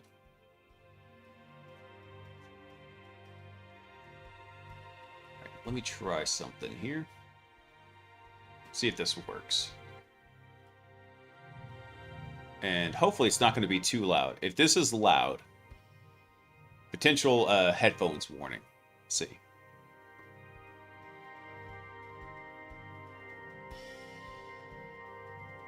That did not work.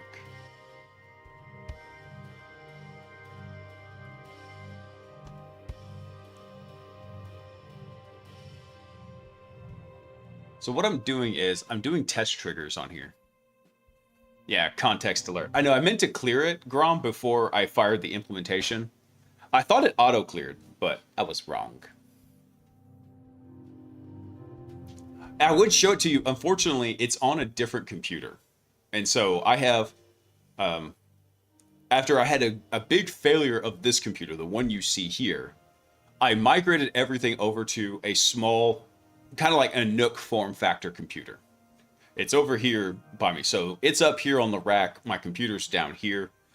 Everything I'm doing is on the smaller form factor computer, the dedicated streaming computer. So unfortunately, I can't share the desktop from that one. I don't have any of the scenes configured for that. Otherwise, I would show you what I'm doing. All I'm doing is working through how to get this, what is it? Trying to think what it is. This text-to-speech queue working. And it's working so far. Down here, I've got a status indicator on the stream deck, tells me that there's one waiting. I've got play and skip buttons. I've got a queue viewer that I still need to go fix, but the traffic's not so big that I'm going to necessarily see if I want to skip one or not. Just in case one of y'all sends another trolly voice message like y'all tend to do. Where is this? But for some reason, it's not playing.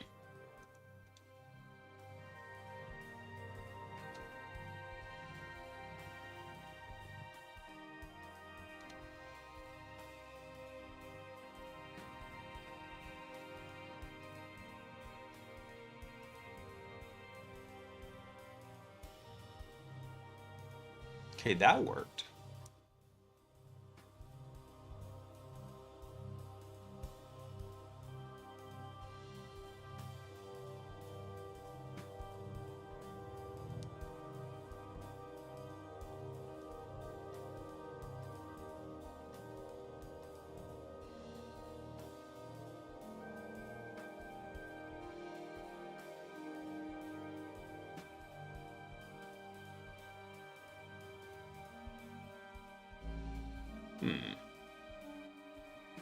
Oh, that's not working. Oh, what do we got here? Yeah, don't ask for UV build.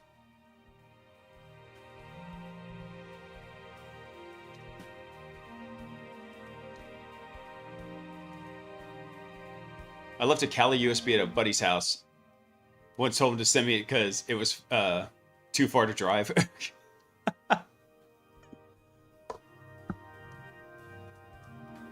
Yeah, there's been a number of times whenever I've abandoned tech because it's like, it's not worth the hour drive to go back over there. Or one time I left something down at my buddy's ranch, and that's a 3.5-hour drive to get down there. I live in Dallas. He lives in like the dead center geographic middle of Texas. I mean, I don't think you can get any more center than where he is. And I was like, yeah, dude, just leave it. When I come back down there in 6 months, I'll get it. It's not worth the drive to go pick it up.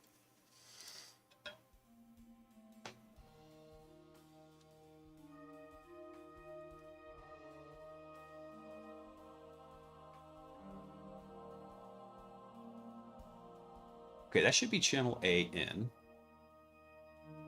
Did I do this wrong on the scene?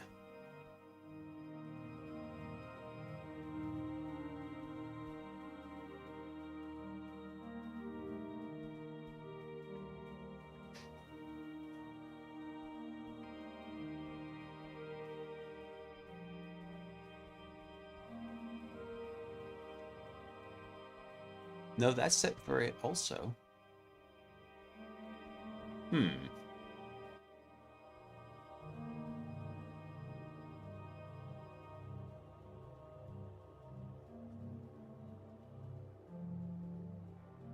Oh, is that why it hasn't been doing it? Am I an idiot?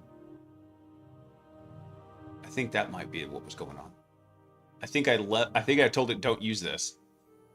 Can you mail me back my rubber ducky? By the way, don't plug it in. Yeah, that actually happened to a buddy of mine one time because he was on a physical penetration test and he left a rubber ducky at the client's office. And he's like, get it? For the love of God, don't plug it into anything. Send it back to me.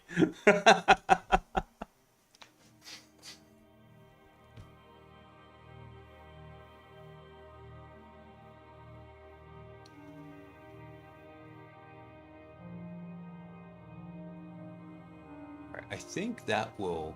Let me see if this will work now. All right, Claudius is over here doing his thing. All right, let's see if we hear anything this time.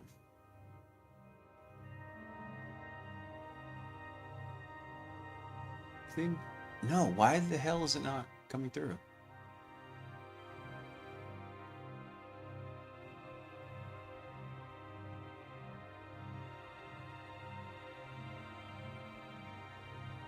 This is rude.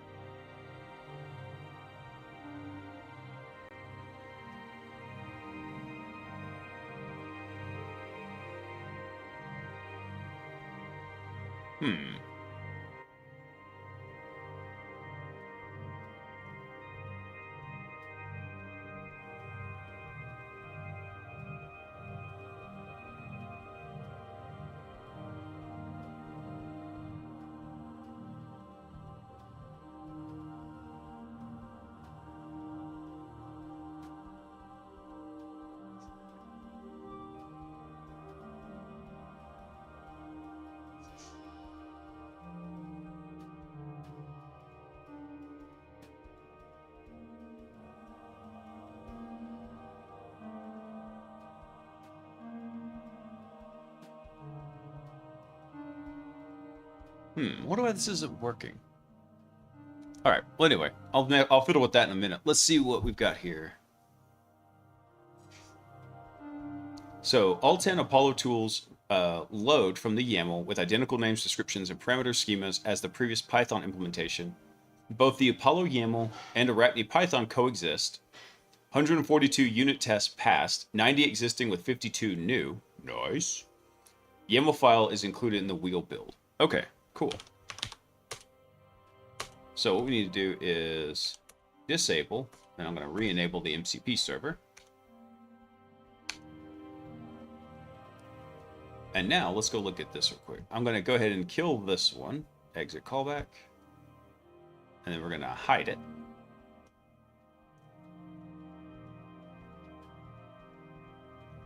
And then what's our present working directory? You see, we're going to user downloads. I think, let me see here. Where did it upload it? Ah, there it is. Let me make sure that this file is gone. So let's do, we can just do ls against that. Okay, so it's there. Let me go ahead and delete that. There we go. I think that's an error we might have in the coverage test where it needs to kill it from the original test callback. We need to have it go through and kill that and then delete the payload off. Otherwise, it's going to bork up the next integration test. All right. All right. I think we got this. Sweet. Let's see. Actually, do we? I just realized something. Let's see. I think it's test integrations. Yeah, we still have the config. Okay. Let me just double check the config real quick.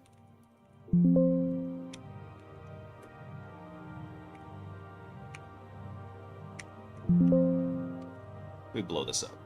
Callback ID 19. Okay, cool. So we did still keep that. That is fine.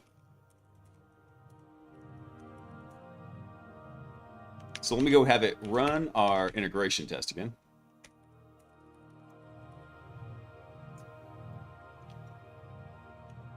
Let's see. Yeah, run integration test. Because before, when it ran it, I think it was still using the old code base because we hadn't restarted the MCP server.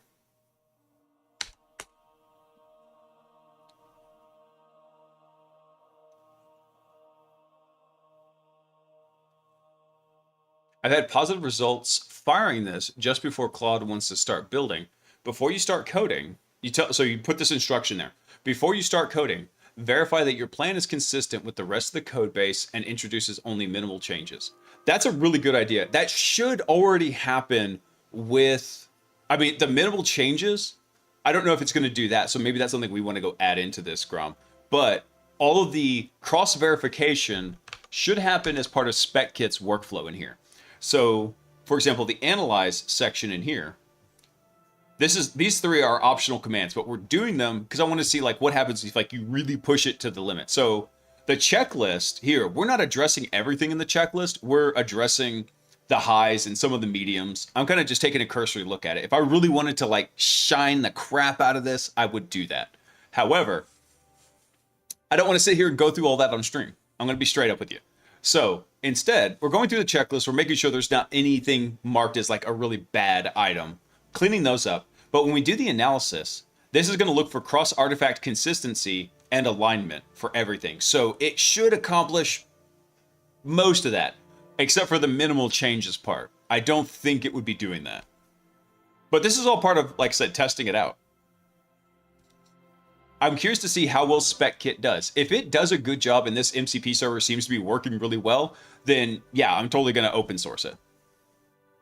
Because the previous one in here was done by Adam Chester, and he had a really good idea for it, but it was really only MCP for Apollo in Mythic. It only really worked for the Apollo agent.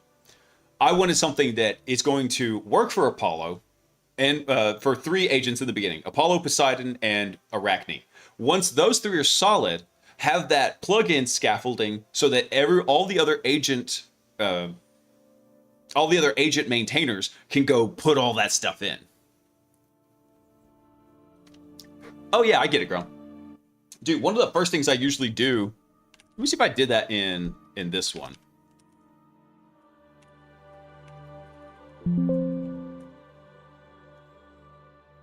Ooh, I didn't do that, I don't think.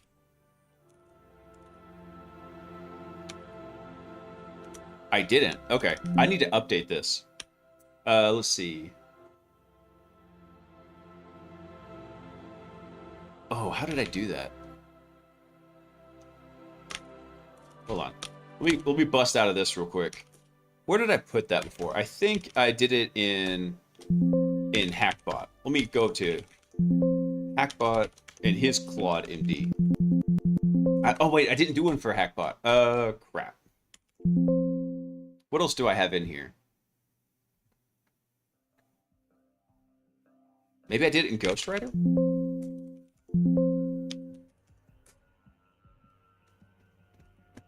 I didn't. Ah, crap. So usually what I will do, in fact, let's go ahead and we'll just do it right here, is I'll put a line in here. Whenever I'm doing this, I'll say, we'll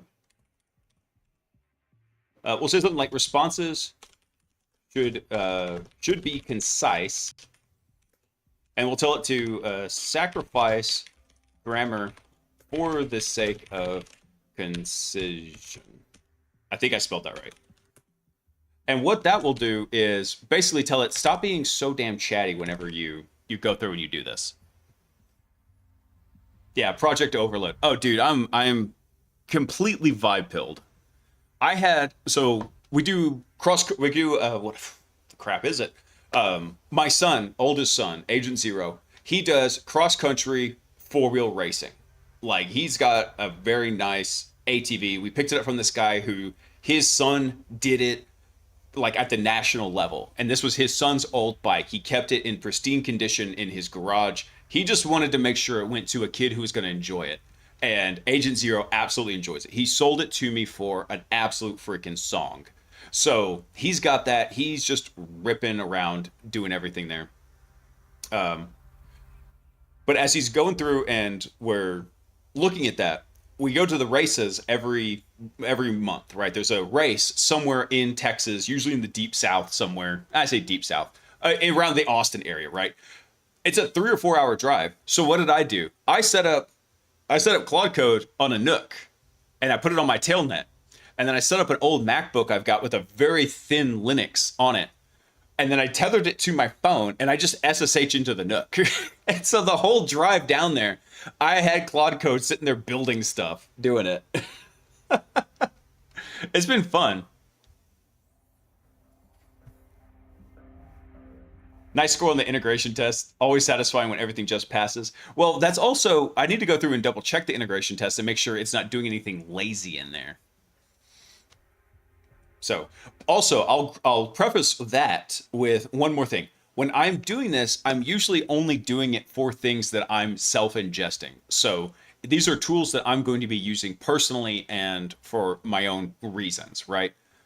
However, whenever this gets published, this Mythic MCP server, if it turns out well and I go ahead and open the repo, I'm going to be straight up with it. And you're going to see that, hey, this was completely AI generated, because here in the repo, where's the repo? Here we go.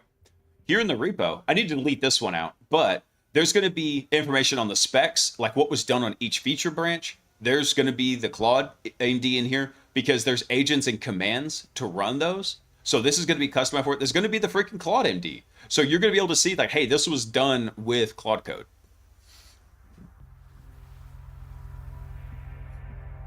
Vibe's the best thing that ever hit me, ever. 10 to 15 years of a project log overdue in my head, and I could finally get it built. I get that, man. Dude, Palmer, when we go down to the races, usually what I'll do is I will take that Friday off from work, and we'll head down there early on Friday, because the Austin traffic is so freaking abysmal. So we're driving in like the middle of the day, and then when we get done, we're there basically Friday night, all day Saturday. We leave early on Sunday. Usually there's a church that we can go hit up on the way back. There's lots of little, Catholic churches in that area. So we'll go hit up one of those, we'll grab some breakfast, and then we hightail it back home. So there's not a whole lot of time for sightseeing. Otherwise, I'd be like, hey, man, yeah, I'm down here. All right, let's see what we got here. What's going on? Okay, Alt-in integration test passed. Connection and operation context was verified. Payload was generated and downloaded, uploaded and executed on the target. The callback was verified. We're going to go look in the Mythic server and make sure it's not just blowing smoke here. Commands executed successfully, so that validated the YAML-driven Apollo tools work end-to-end, and the cleanup was completed. All right, so let's go take a look here. I need to go have it update the cleanup, because this callback should not still be alive. This callback here, you're going to see it drop here probably in just a second. Yeah, there we go. This callback is still checking in. It shouldn't be checking in. But if we come look at callback 19 here, which is our testing callback, right? What do we see? The current time is 9:57. So it went through, it killed test payload just in case it was still running.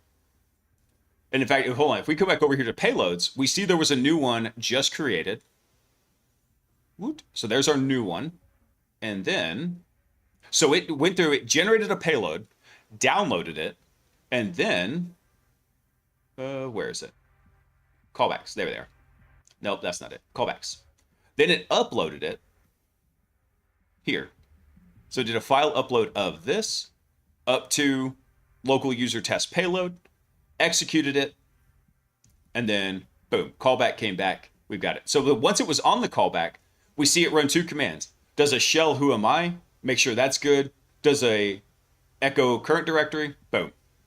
So those are both working right now. This is kind of lame, right? We could go through and buff this up and make sure that it's actually getting more coverage on those commands. But this is a good first start. Nice. Sick. All right. I want to go ahead and commit this part real fast. Well, it's like in its base running configuration. And then we're going to do another small update where once it's done, it should kill the new callback. So in this case, 21. And then it should go ahead and delete the payload. Actually, I think it already tries to delete the payload first. because it comes back here. So first thing it does a task kill against test payload. Then it does an upload.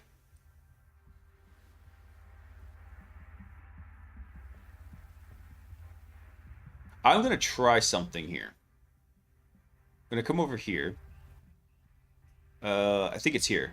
Copy original parameters. I'm going to run this again. This is actually what I was talking about. See this down here? Where it's like this JSON style format. This is actually what Apollo expects to happen. Right? Versus if I come in here and like I just do like upload, I could give it certain commands I want to do. I could also hit Shift Enter to get the modal. And I could go choose a file and tell it what I wanted to upload here. And it's going to bring up this little browser, right? And then I could tell it where it's going to go.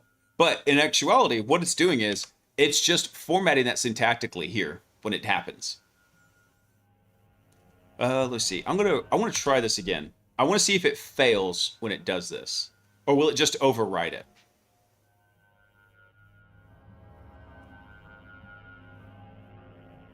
Oh, wait, hold on. Yeah, duh, I'm an idiot. Exit callback. It can't override it because it's currently in use because there's a process running with it. So we'll let this die here just a second, and then we'll go to it again.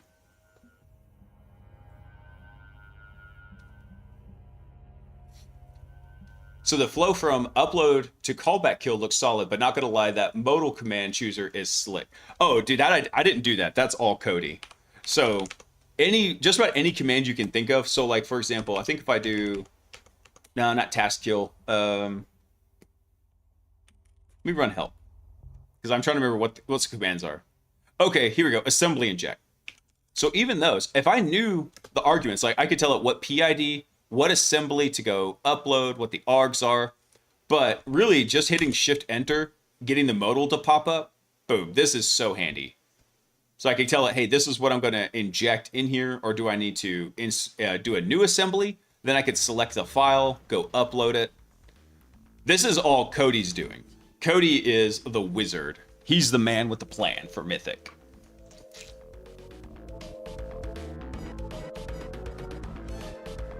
Okay, so notice how this one right here, it says last check-in 1 minute ago. So I'm going to... Oh, wait, I already exited. I'm just going to hide that callback here. And then I'm going to try the upload command again. Because I don't think we actually need to delete the test payload. I think it's just a good sanity check in there. We'll have it do a task kill and then delete the test payload. So we're going to make an update to the integration test. Need a minor update to the integration test. After task kill is run. Actually, let me do this for Apollo. After task kill is run, the payload should be deleted.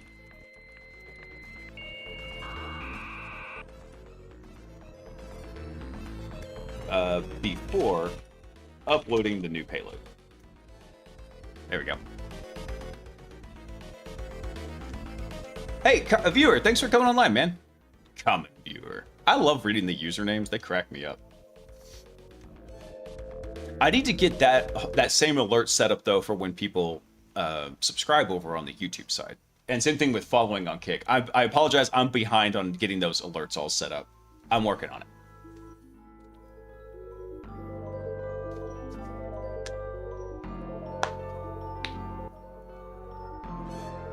Yeah. Well, they can overwrite Butter, but I think it's better to let's just handle that as it runs the integration test. Let's just get rid of that. Okay, so it added that delete there. Okay.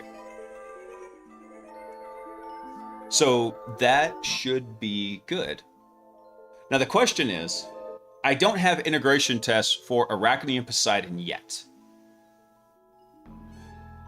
The question is, do I tell it to go ahead and migrate those to YAML and nuke them off? I'm kind of in favor of that. Let's just be completely done with the Python, squash it over to YAML, and then fix it once I get those other systems up and running. I think that's the better idea.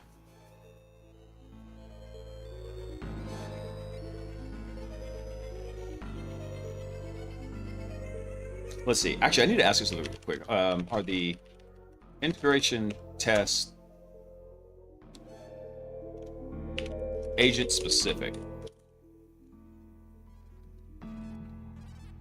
I believe they are, but I can't remember. Cannot recall. Because once this is up and good, they're agent agnostic. So the tests are config driven. Config YAML defines which agents and targets. Oh, that's right. We did do those config driven, did we? Hold on. Let me vim for test integrations. Config YAML.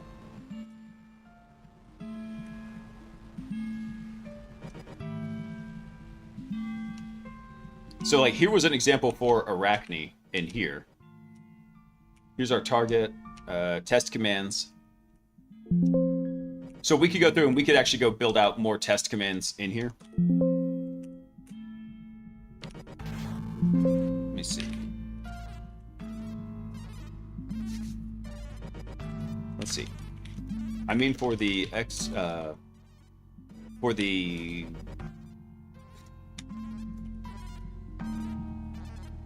initial task, killing and uploading.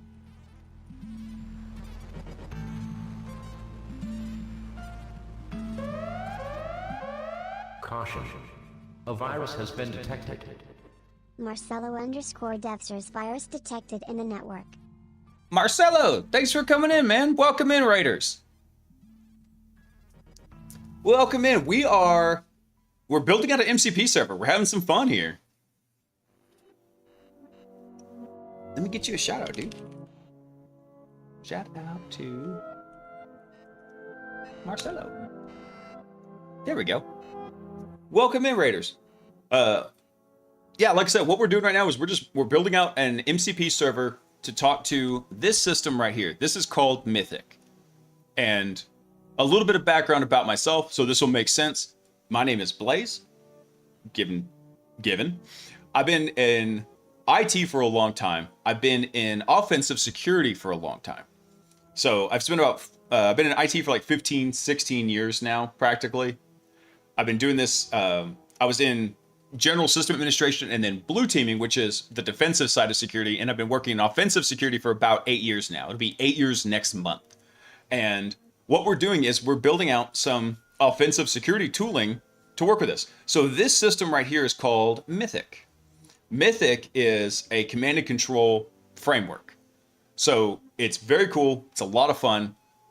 And I love it. It's so cool. So what we're doing is we're building a MCP server to go through and talk to Mythic. This is going to be part of a little hacking bot that we're working on, aptly named HackBot because I suck at naming things. And we're going to use this that after we get an exploit onto a test system, this is what's actually going to get us up and running on the box.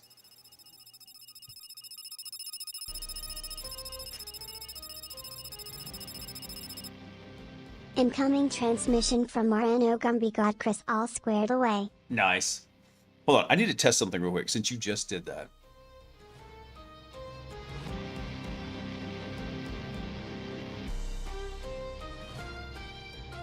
What was the error?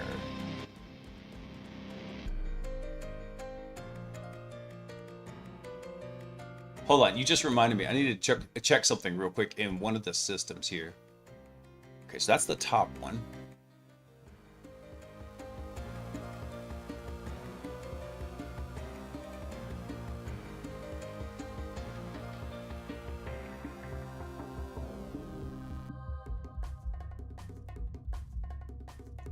So why is this not working? Oh, this is something on the stream side. Sorry, guys. I was checking something since it just came in and we were looking at that. All right, so the MCP server seems to be working pretty decently. Kill existing payload uses shell and uses the Mythic upload command directly. Those are Apollo-specific commands issued on the pre-existing callback. So if the pre-existing callback was a different agent type, those commands might differ. In practice, the shell and upload are common across Mythic agents, and the deployment helpers use raw Mythic API rather than the MCP tools. So they bypass agent-specific tooling. The run command in execute payload on target is also standard. So they're technically agent coupled, which is hard-coded commands like shell, upload, and run, but not practically because those commands are near universal. They are, but they're not exact.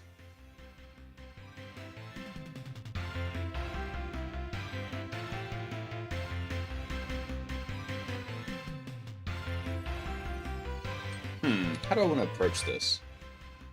That's right. I got to go take care of something real quick, so I didn't want to interrupt what we were doing there. Hold on. Give me 1 sec, guys. I'll be right back. Oh, wait. Hold on. Forgot this thing is still set to studio mode. Boop. There we go. All right. Be right back.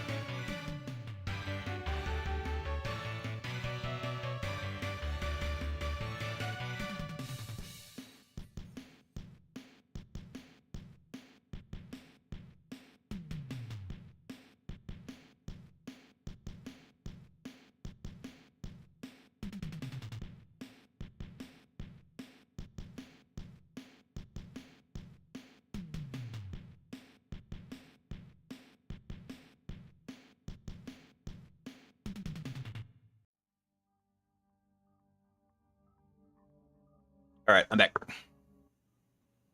I'm back. Guess who's back? Back again.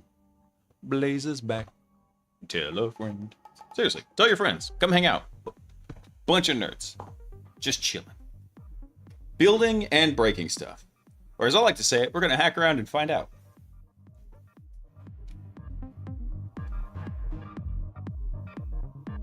Let me see.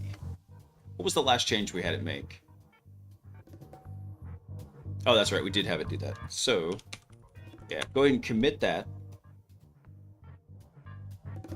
I'll tell you one thing, though. When you're doing stuff like this, the whole commit early, commit often idea is super.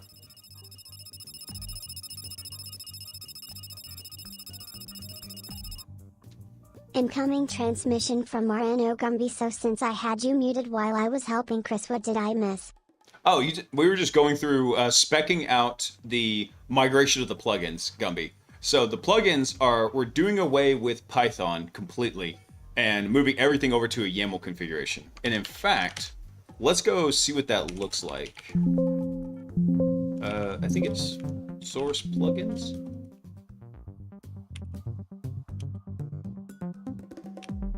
Yeah, built in. There you go. So there's our Apollo YAML. So let's go take a look at that.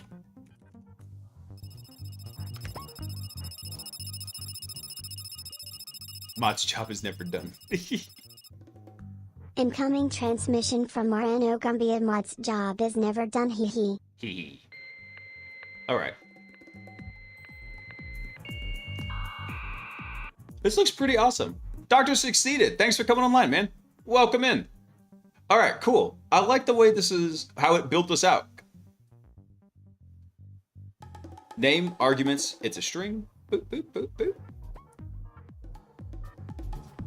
What about the upload command? Let's see. Do we have an upload? We don't. So we have shell, present working directory, ls cd cat ps run download, execute assembly, and then take a screenshot. Cool. Let's break out of that. Let's see.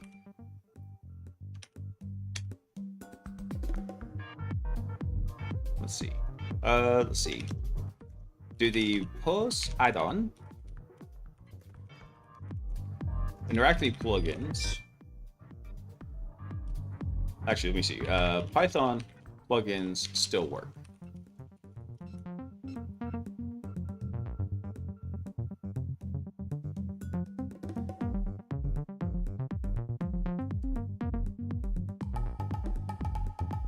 Arachne still works because it's going to... Load's fine with all 8 tools. Poseidon doesn't exist. Okay, we haven't defined a Poseidon yet. That's fine. Let's see. Go ahead and migrate Poseidon to YAML as well.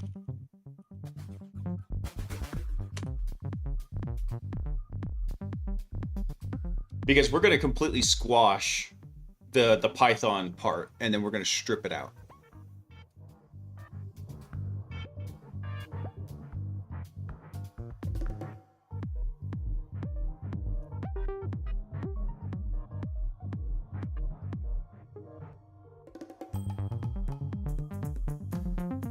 There we go. Let it churn here for just a second.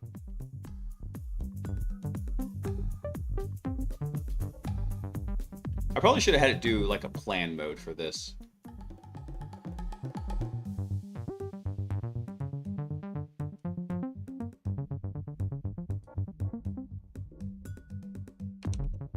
Actually, no, I'm going to do this. I'm going to go ahead and compact. Just stop everything. Right here.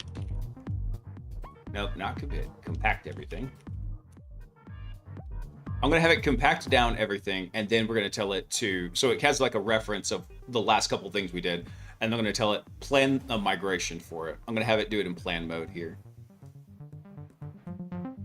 All right, so while that's compacting, let me see if I can figure out why the TTSQ is not working.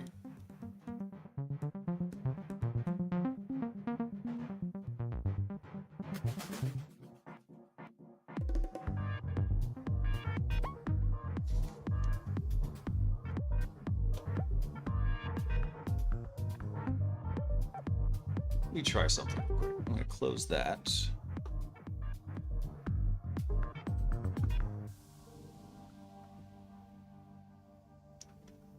Let me see if that works well. This is compacting real quick. Working on the other computer, so bear with me.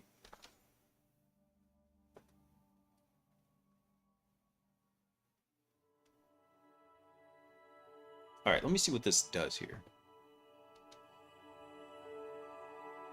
Okay, so that one processed okay. I just didn't hear it.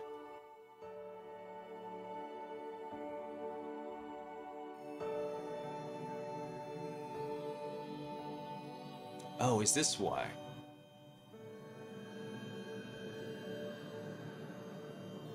All right, I apologize if this gets loud.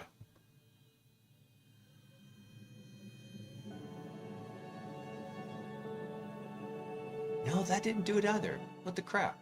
All right, I'll fiddle with it later. The compaction's done.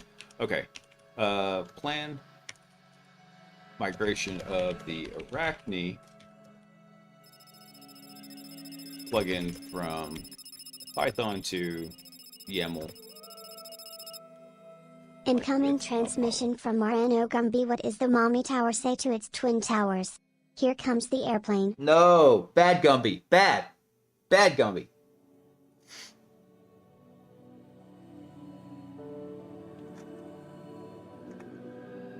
Bad Gumby. No biscuit. Alright, so after this is done, we'll then have it strip out all the Python part in here. We're just going to be done with it. And it's all going to be YAML. YAML, YAML, YAML.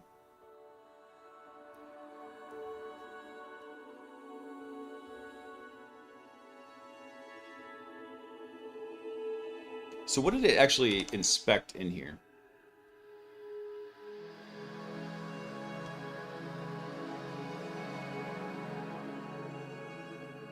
So it ran, it read the YAML loader. Okay. That's what it did.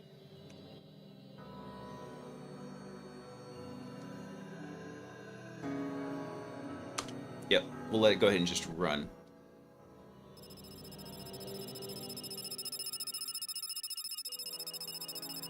That's... Incoming transmission from RNO Gumby. That is the Fed's favorite joke. Oh, man. I can't wait to get the new TTS system up, because that alert sound is so long. Unfortunately, I don't know why it's not playing in here.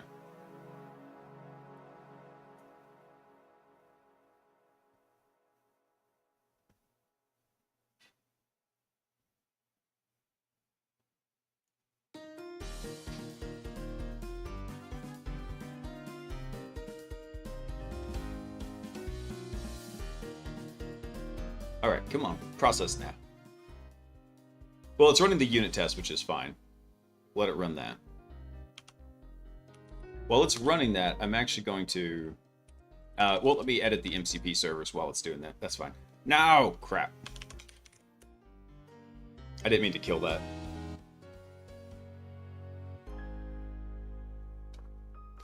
So one of the things we're doing to try and basically manage the context a little bit better is we've got agents set up in here that are designed to be test runners, because if the unit tests pass, that's great. We don't care.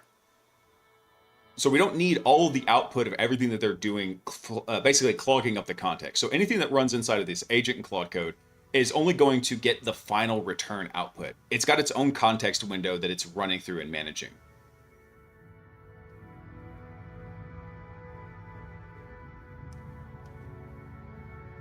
So I would say if you're working in Claude Code, I think OpenCode can do the same thing. I've been meaning to go spin up OpenCode using OpenRouter as the backend and test it out. I just haven't had a chance to do it yet. We've been working on this MCP server, and I don't want to switch in the middle of working on it.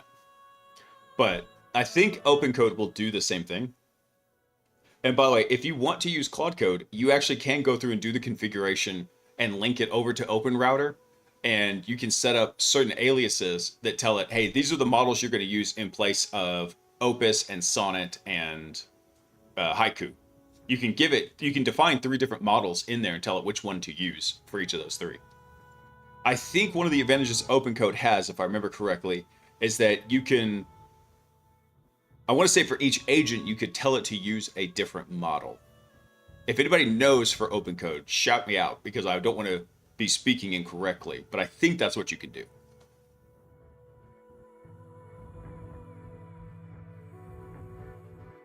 All right, let's see what happens with the unit testers.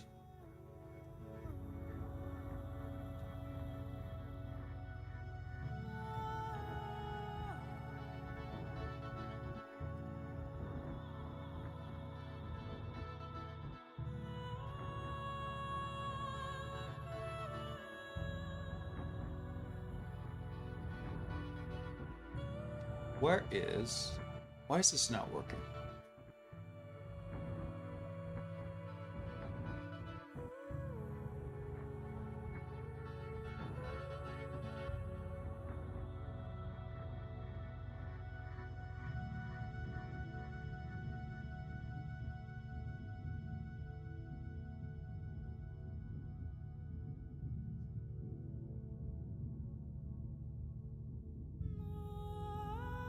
So that should be good right there.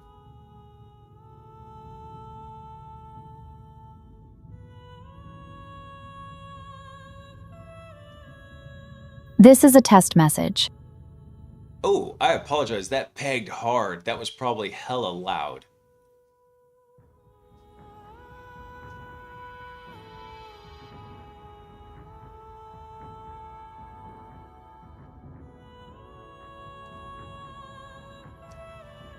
Oh, so Grom said you're correct. You can choose between obscure models, not just the top 5. Okay.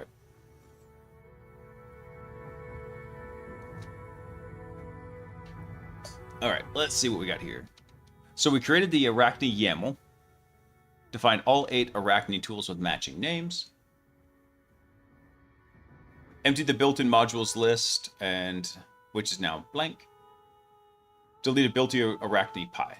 Okay, awesome.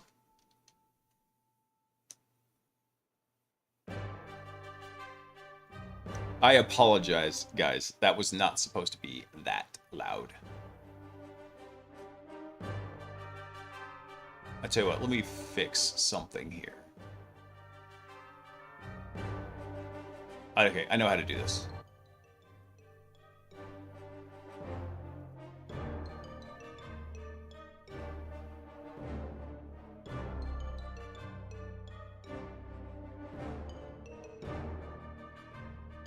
I think if I drop this to about here.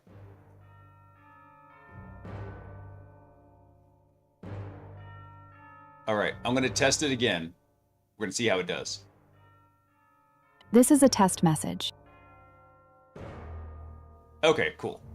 Now the downside is I don't hear it. So I need to go fix that on my side so actually I can adjust that, because then I won't hear the message that plays.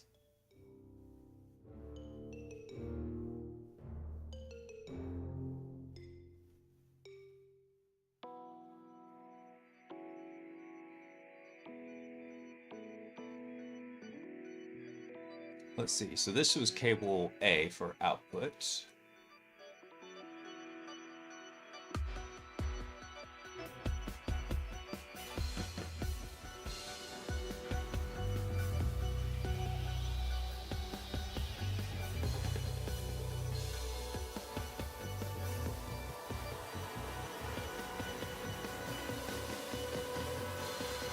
I gotta remember how to do this. It's a weird esoteric setting in Windows that allows you to monitor multiple inputs at once.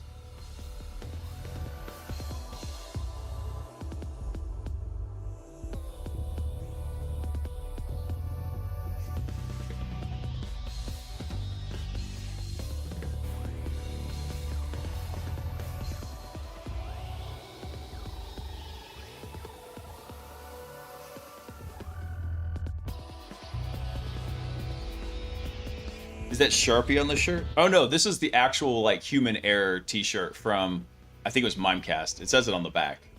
But yeah, this is a like just some swag shirt that I got, and everybody who's ever had to take Mimecast training loves it. All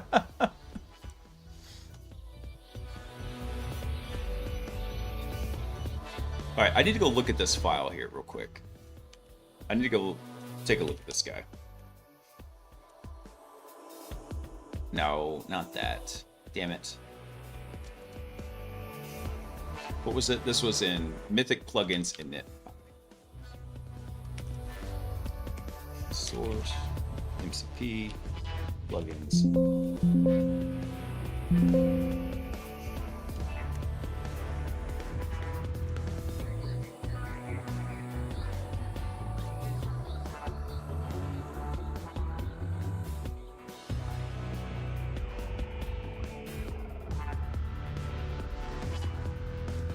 So that gets our plugin registry.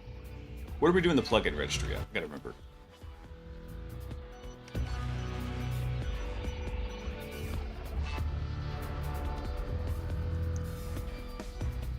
Yeah, so if you don't know what this shirt is about, there was a whole series of, if you ever worked in any kind of corporate environment and you have to take like cybersecurity training, like the yearly, 10, 15 minute videos you have to watch, and they're like, yeah, you're cybersecurity certified now. It's like, yeah.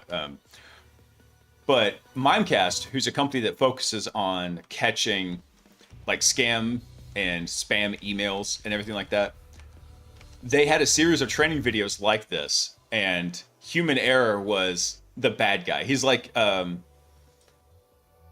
was that commercial with the insurance where they had the chaos guy in there?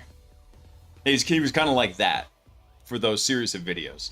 And he's always, Mayhem, yes, Genus, there you go, Mayhem. And so he's kind of like the mayhem character for those videos. And he's just wearing this shirt. It just says human error. And I wouldn't be surprised if when they were recording those, it actually was just written in Sharpie, but then they actually made a shirt for it. It's one of my favorites.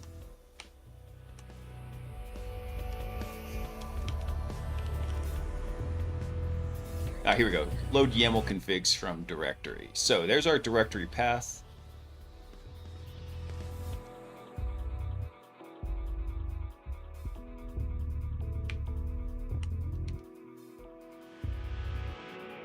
So it takes all of them, it loads them up.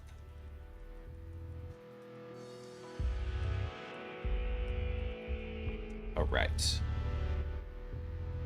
Now, what did it say it actually made this change in here?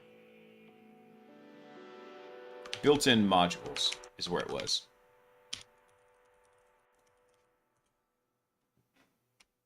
Here we go.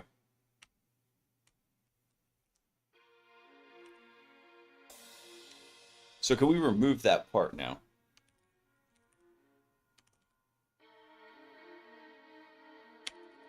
Plan the removal of, let's see,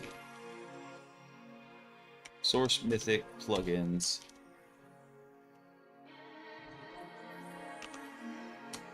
Let me just take that out.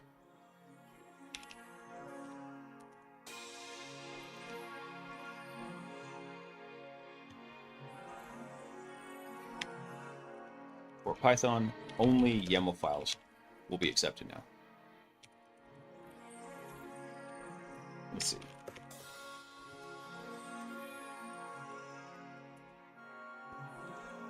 So we'll go ahead and let it just raw dog this one without using SpecKit.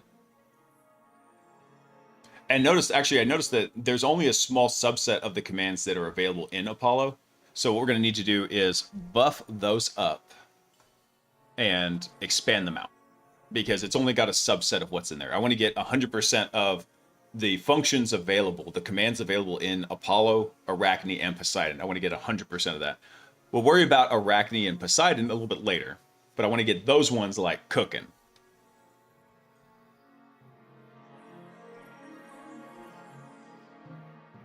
In fact, let me go try something here. Oh, we didn't, well, it doesn't matter. I can't go set up Poseidon because we didn't build the Poseidon one yet. That's all right. It's all good. It's all good, man. That's another show I need to go watch. Better Call Saul, because I liked Breaking Bad, even though the entire show boiled down to Walter White's hubris and pride. So currently right now, Gumby, the TTS is set up that every time you send 5 bits or more, it will read out your message, and it does it instantly. However, it also plays that really annoyingly long sound. So the TTS queue is now going to come in, and when that happens, it'll store them in a queue. I'll be able to see it in OBS. I've built a custom HTML doc for it. And then I can see like, okay, cool, yeah, let me go ahead and we'll play these. Boop, boop, boop, boop, boop. So it's going to do something very similar. It's going to put them into a queue where I can choose when to play them. They don't necessarily fire immediately.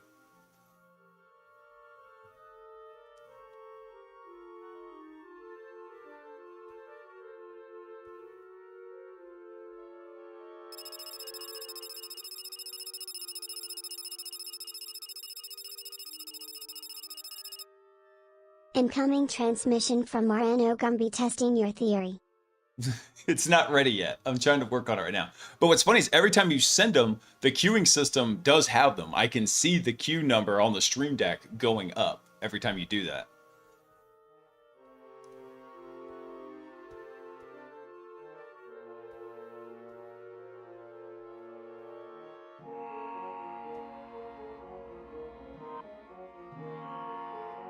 Let me try something else here.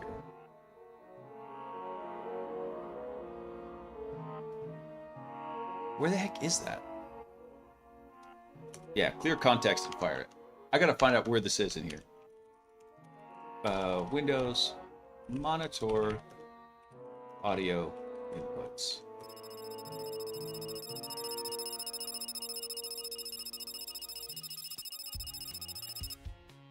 Incoming transmission from Morano Gumby. Sorry, just being a smate ass. Hee. Hey. Sure you are. Let's see. Let's come down to inputs.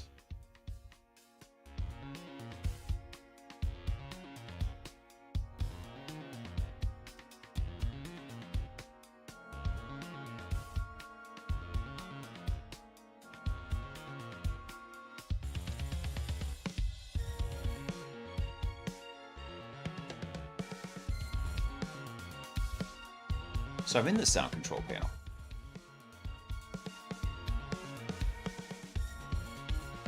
Sound control, advanced sound options under the recording tab. Oh, is this where I need to set it? Properties. Listen to this device. Apply. Okay, so now, prepare for another test here.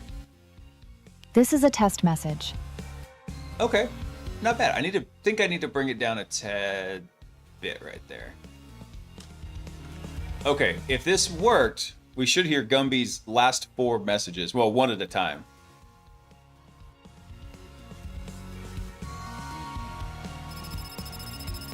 Not like that. That was not what was supposed to happen. Incoming transmission from Morano Gumby. So did you lose everything with the power outage, or was it fine? Oh, thankfully I did not. The power was only out for about 15 minutes. And it's because they were apparently replacing a transformer in my neighborhood. But a lot of my neighbors were really pissed because for some reason the power has been hella janky in my neighborhood. So we were all rightfully upset, and a bunch of my neighbors were just stirring up everything on freaking Facebook. I hate Facebook, but for certain groups, I have to use it to keep in touch with them. One of them being my neighborhood. The other one being our racing organization, because they do all their announcements on Facebook.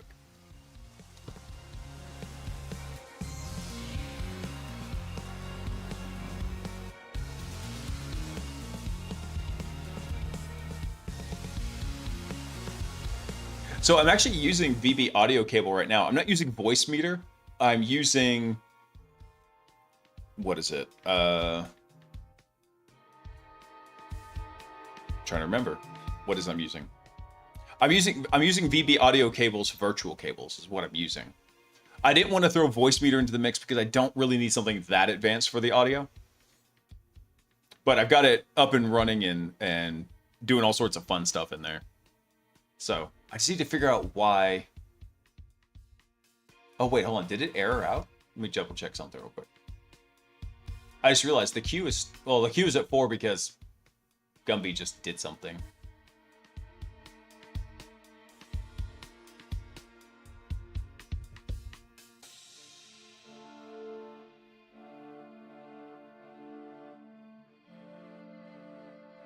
So it says it's queued, but why is it not playing?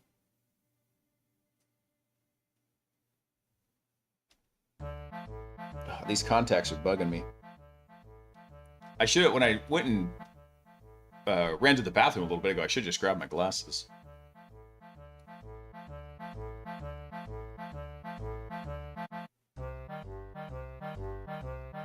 Nice. Test runner said all 152 tests passed.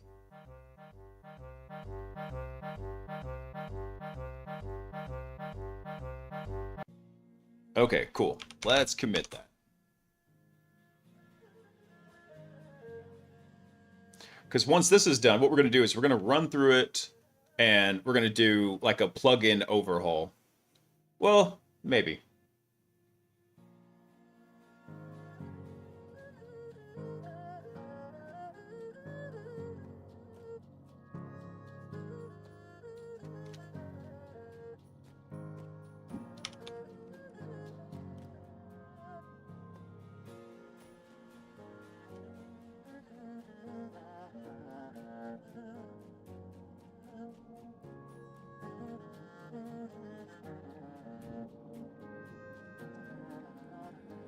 I hadn't actually ever used any of these. I've always just done it by hand, or I've had it do it. I wonder if I should do that. Elgato released the Wavelength 3 for free, and it sits between ear trumpet and voice meter. I thought about that. So I have an Elgato camera. I do not have an Elgato microphone or anything. And so the microphone is actually, let me move this a little bit, this guy right here. And so it's a directional mic. I love it because when it's pointed at me, it's a shotgun mic, right? But as I turn it away from me, you notice it's picking up everything and nothing else, right? It starts picking up a lot less, and then it comes back as I'm doing this. So Elgato's software is also kind of finicky.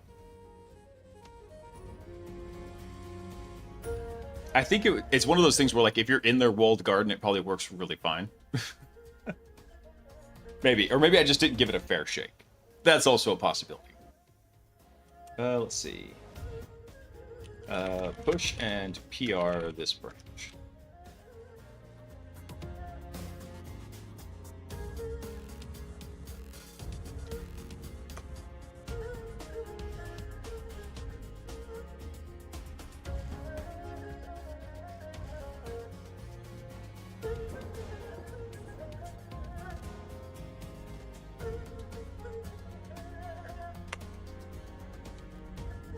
Yeah, let's go ahead and do this. We'll PR, one uncommitted change. What was that?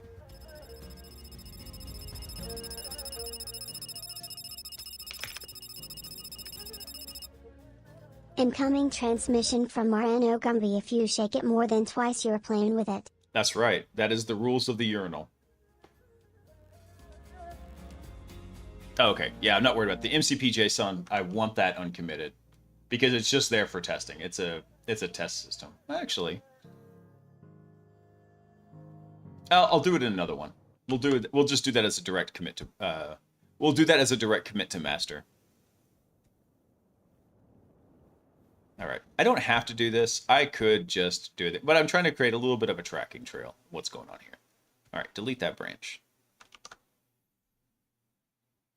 All right. So let's go ahead and let's do. Switch back over to the master branch. Oh, okay. My bad. Check out master. There we go. All right. Incoming transmission from Morano Gumby. I'm such a child, hee hee. You is, ain't ya? All right, we pulled all that down. Let me see here. Let's see. Let me cat that.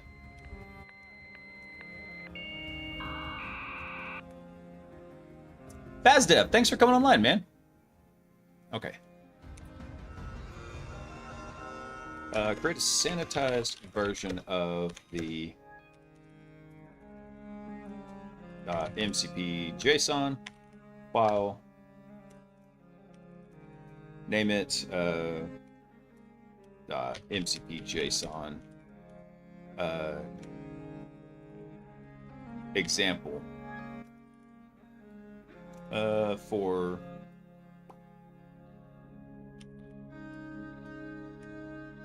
yeah, we'll just do that.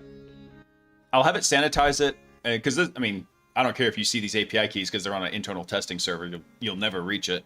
But I want to have this in here because then if people want to be able to use the local dev one, then we'll be good.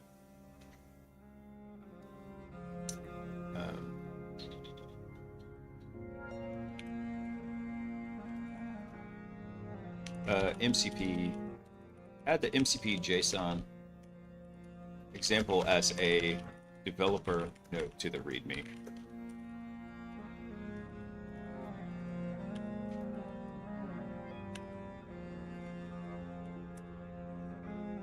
Let's add that. This way, because the whole reason this MCP JSON was set up is so we're running the local copy of the MCP server. So as we make changes, we can just reload the MCP server and bam, we're good.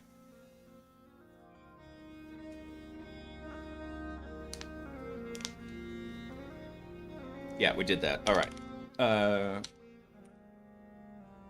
Just commit it and then we'll just push it directly.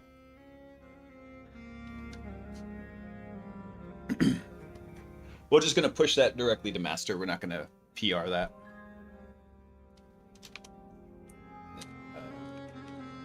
Git push. Push it real good. All right, good. Now all the code is already like up there. I learned my lesson. I learned my lesson with HackBot where I didn't push anything to the GitHub for like 3 or 4 months, maybe 6 months. It was a huge amount of time. And then I had a power outage and some other issues, and I accidentally rolled back the server. Thank God I only lost 2 weeks worth of work. Because by happenstance, I had another power outage, and I had made a backup of the server. I made a snapshot of it. And that was the snapshot I had accidentally reverted to. So I only lost 2 weeks worth of work. It didn't take very long to recover what had happened. But oh man, I think if you ever go back and look at it, I don't know what day that happened, but you'd see the realization and the horror come on my face because it happened live freaking on stream. Ugh, that sucked. So ever since then, I'm like, okay, yeah, we're gonna push the code at the end of each stream, at least.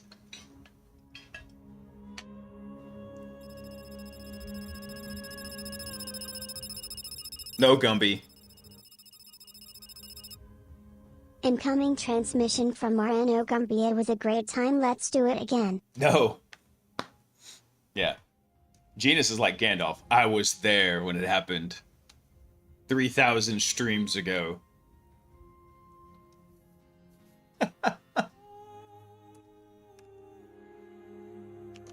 Let me make sure this got thrown up in here, right? Okay. And then, so for this commit, no, go back. I just want to see this commit real quick. So what do we add to the README? For local MCP testing, there we go. Boom, there we go. All right, cool. Excellent, excellent. Bueno. Muy bueno. No, I didn't want to close that, damn it. Go back. There we go. All right, so next thing we're gonna do is I want to get 100% tool coverage on Apollo. Let's see. Tool coverage for the Apollo agent. Apollo agent YAML file to 100% of the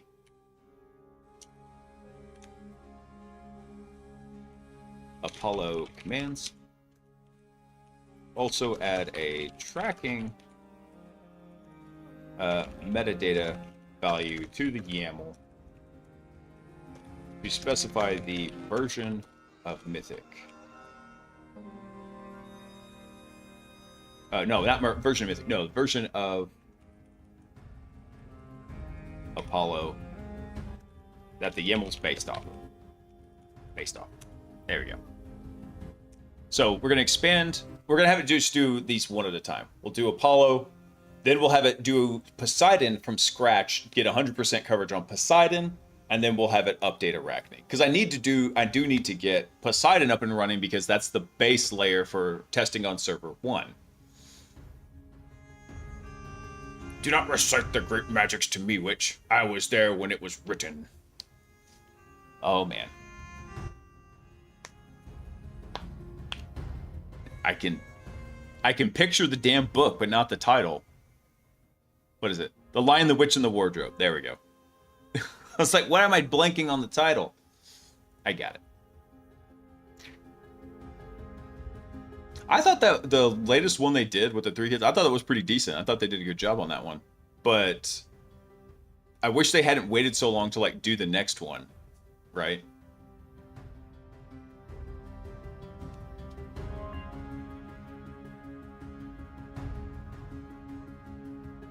Okay, cool. So we're gonna make a feature branch, dude, and then let's see if we can run through this. We'll probably won't get through the entire work chain tonight, just because, which is probably not. The stream's gonna end in like 15 minutes.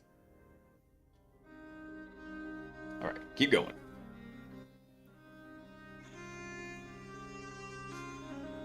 String integer and boolean types. Let me also check the extra keys and metadata fields. Nice.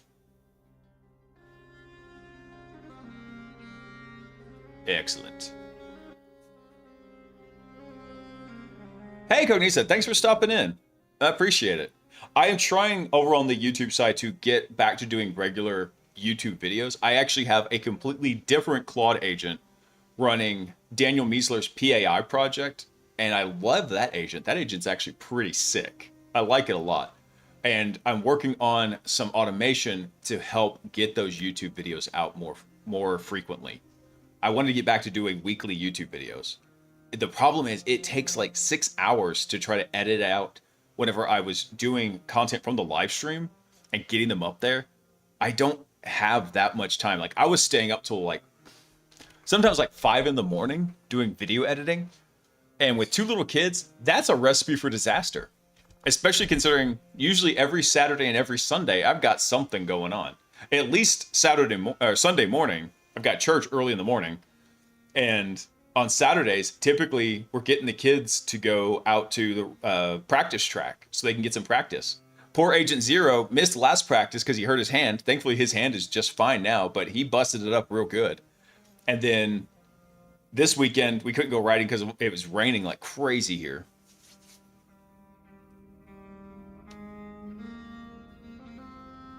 First movie was all right, but they butchered the second one. They lost popularity. Third one, they'd redeemed themselves. They'd also been lost a lot of funding, though, because of the second one.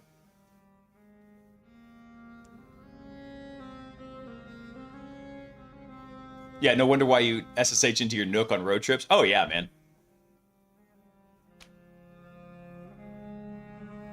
Dude, Gumby, video editing is such an intense task.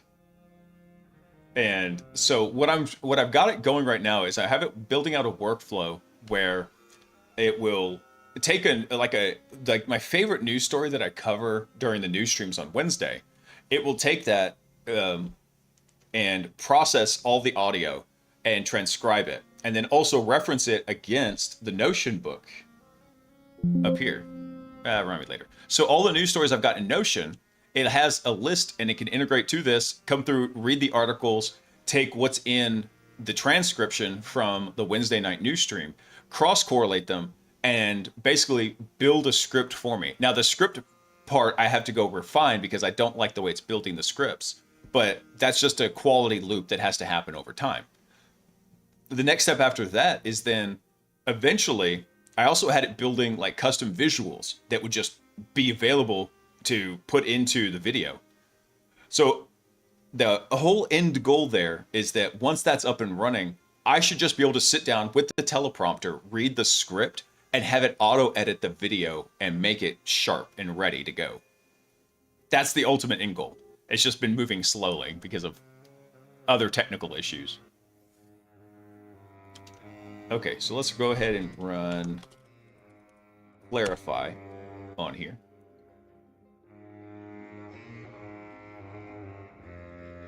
All right, we still have good context. We're only at 57%.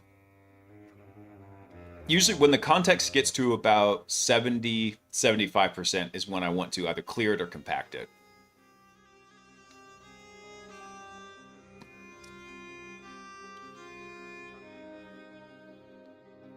Okay, command scope. So Apollo reference has roughly 81 commands, but some are internal utilities like builder, load, exit, sleep, or agent configuration commands like spawn to. So rather than operating facing task commands, so should the YAML include all commands regardless, or exclude the internal and agent management commands that don't produce meaningful task output?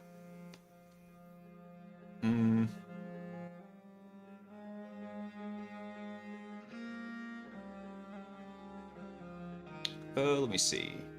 Recommend is option A. Include everything is simpler, consistent with 100% coverage. Let's the operator decide what's useful.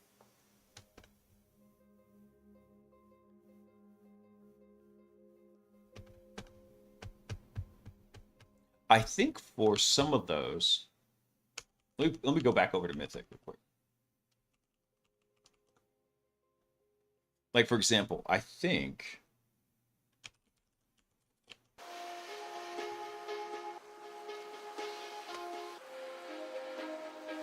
Actually, hold on. Where's my help command in here?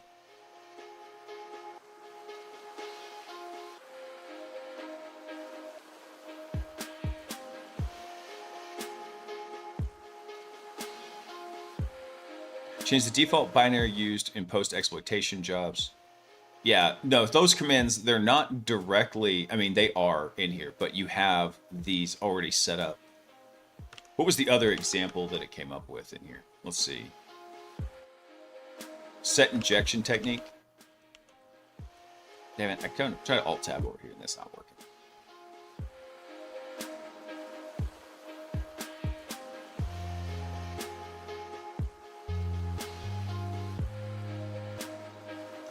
Let me look at that one real quick. There's no modal for that? Lame. Must be a technique listed in the output of list injection techniques. Okay, so list injection techniques. Okay.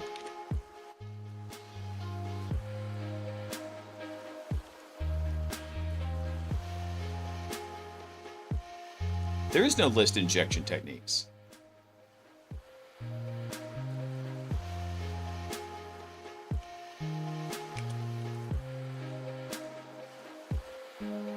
Killing me, Smalls. All right, I'm going to tell it just do everything.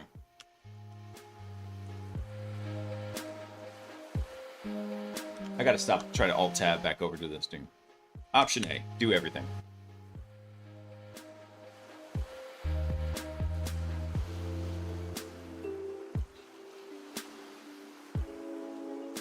Let's see how far we get through this tonight. I think we'll probably get through... What does checklist do again?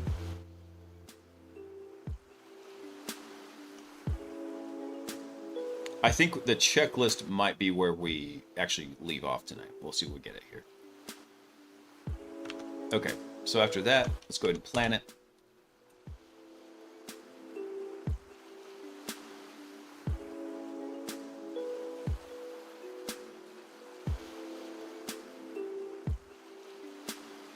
Select all. Submit it.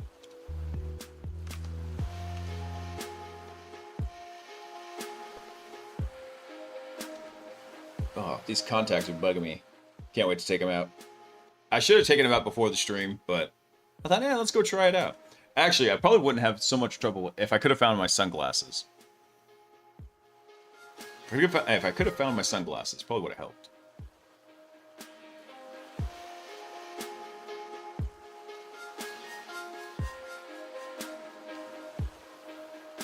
So one of the things I did in here as a helper is in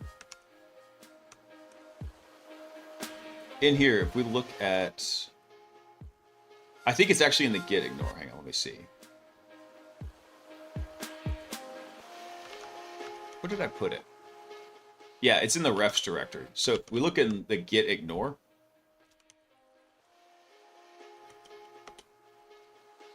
refs is right up here at the top. So there's a refs directory in here where I have cloned the source code for Apollo and Poseidon and Arachne, strictly so it knows how to go work on those.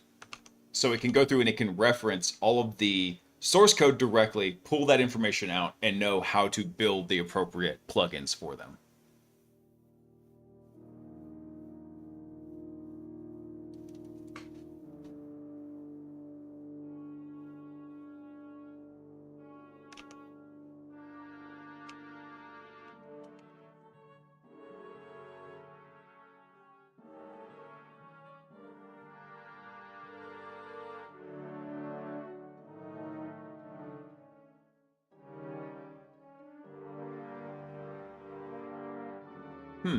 Okay, I think I see what the issue is. Something is going on with 11 labs.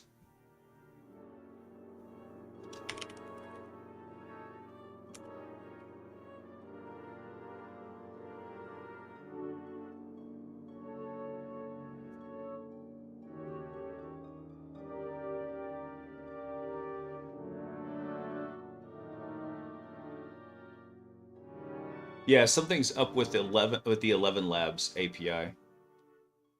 Oh, you know why? I think I'm actually out of I think I've used up all the usage. I think I'm out of I only have 27 credits remaining. That's what the problem is. Okay.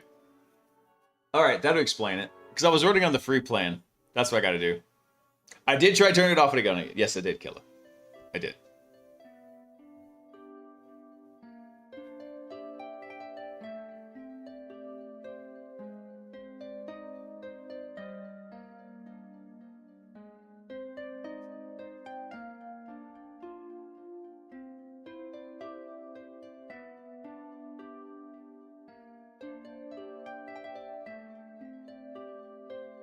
Let me check something here.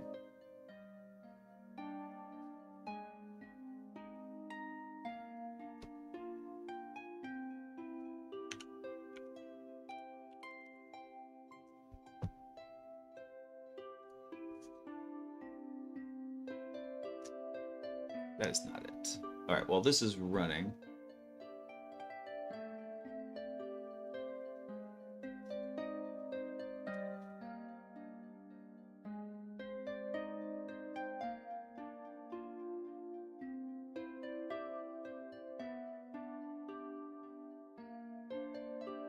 Stand by, y'all. While this is churning, I'm fixing my 11 lab setup.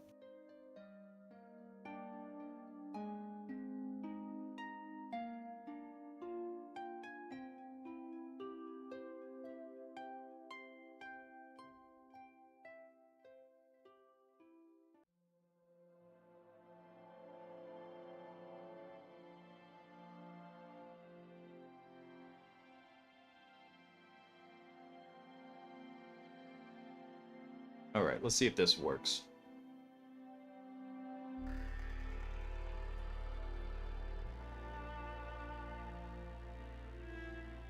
Okay.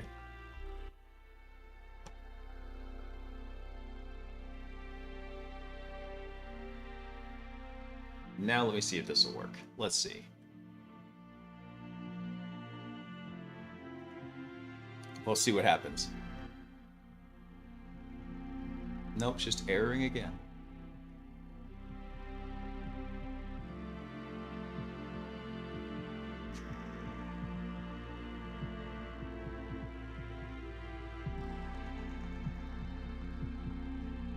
That's wild. I don't know what's going on with it. Oh, these contacts. What did we just run? Plan mode? Okay.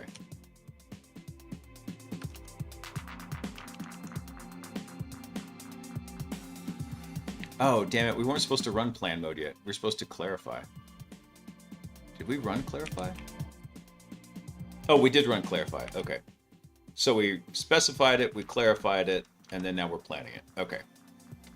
Once the plan's done, we'll probably call it there.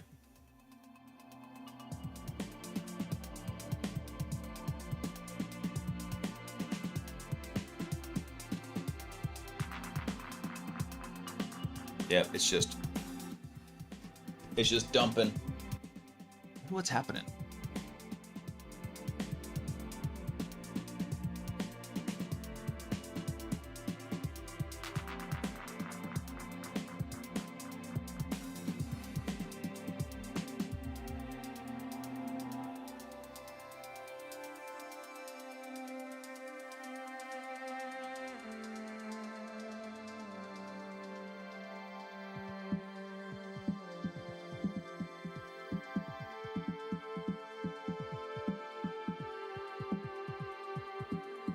I'm surprised it's not done. It usually doesn't take this long to plan it out, but it only had like 10 functions in there, and it's got, I think, it said like 80 in total that needs to fill in there, so I guess it is quite a bit it needs to plan.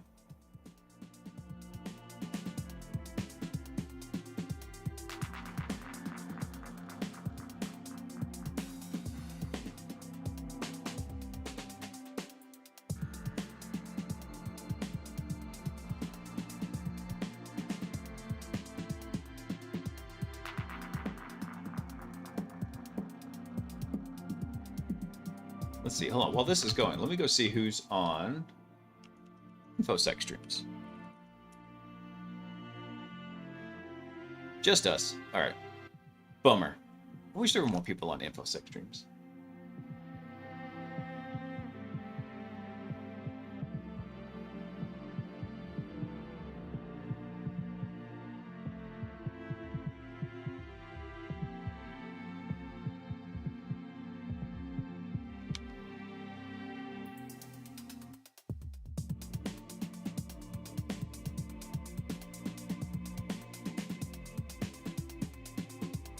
Let me see here.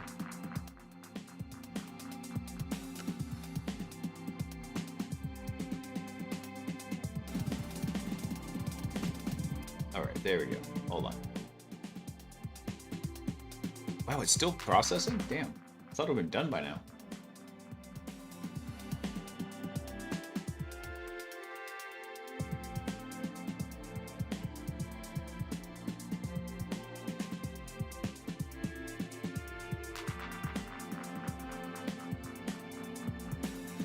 That's cool. Visual scripting is fun. I did it a ton when I was messing around in Unreal. All right, cool. I think that's good.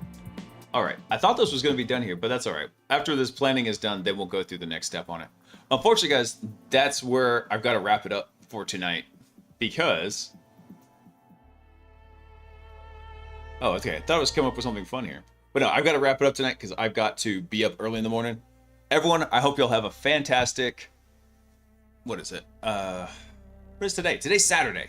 Jeez. Let me turn that off. There we go. All right. Where is it? Ooh, there we go. All right, everybody. There we go. Now we're actually officially ending it. We're going to raid over to Cybersecurity Valkyrie. She's doing some home lab setup. And anybody who's working on cybersecurity, I want to encourage them. So that's all I've got for tonight, guys. We'll keep working on the MCP server. It's coming along pretty nicely. I need to finish setting up the Poseidon stuff. So actually, maybe we'll do that before we do the Arachne migration. But everyone, y'all take care. I hope you have a wonderful Sunday tomorrow. Make sure and spend some time with your friends and family if you can. We do need a day of rest, so I want y'all to try and get one. And then I think that's everything I've got for you for tonight. I will catch you guys tomorrow night, and we'll keep working on this MCP server. It's coming together. I'm excited. I can't wait to see it work. It's amazing. It's doing great. Oh no, Gumby.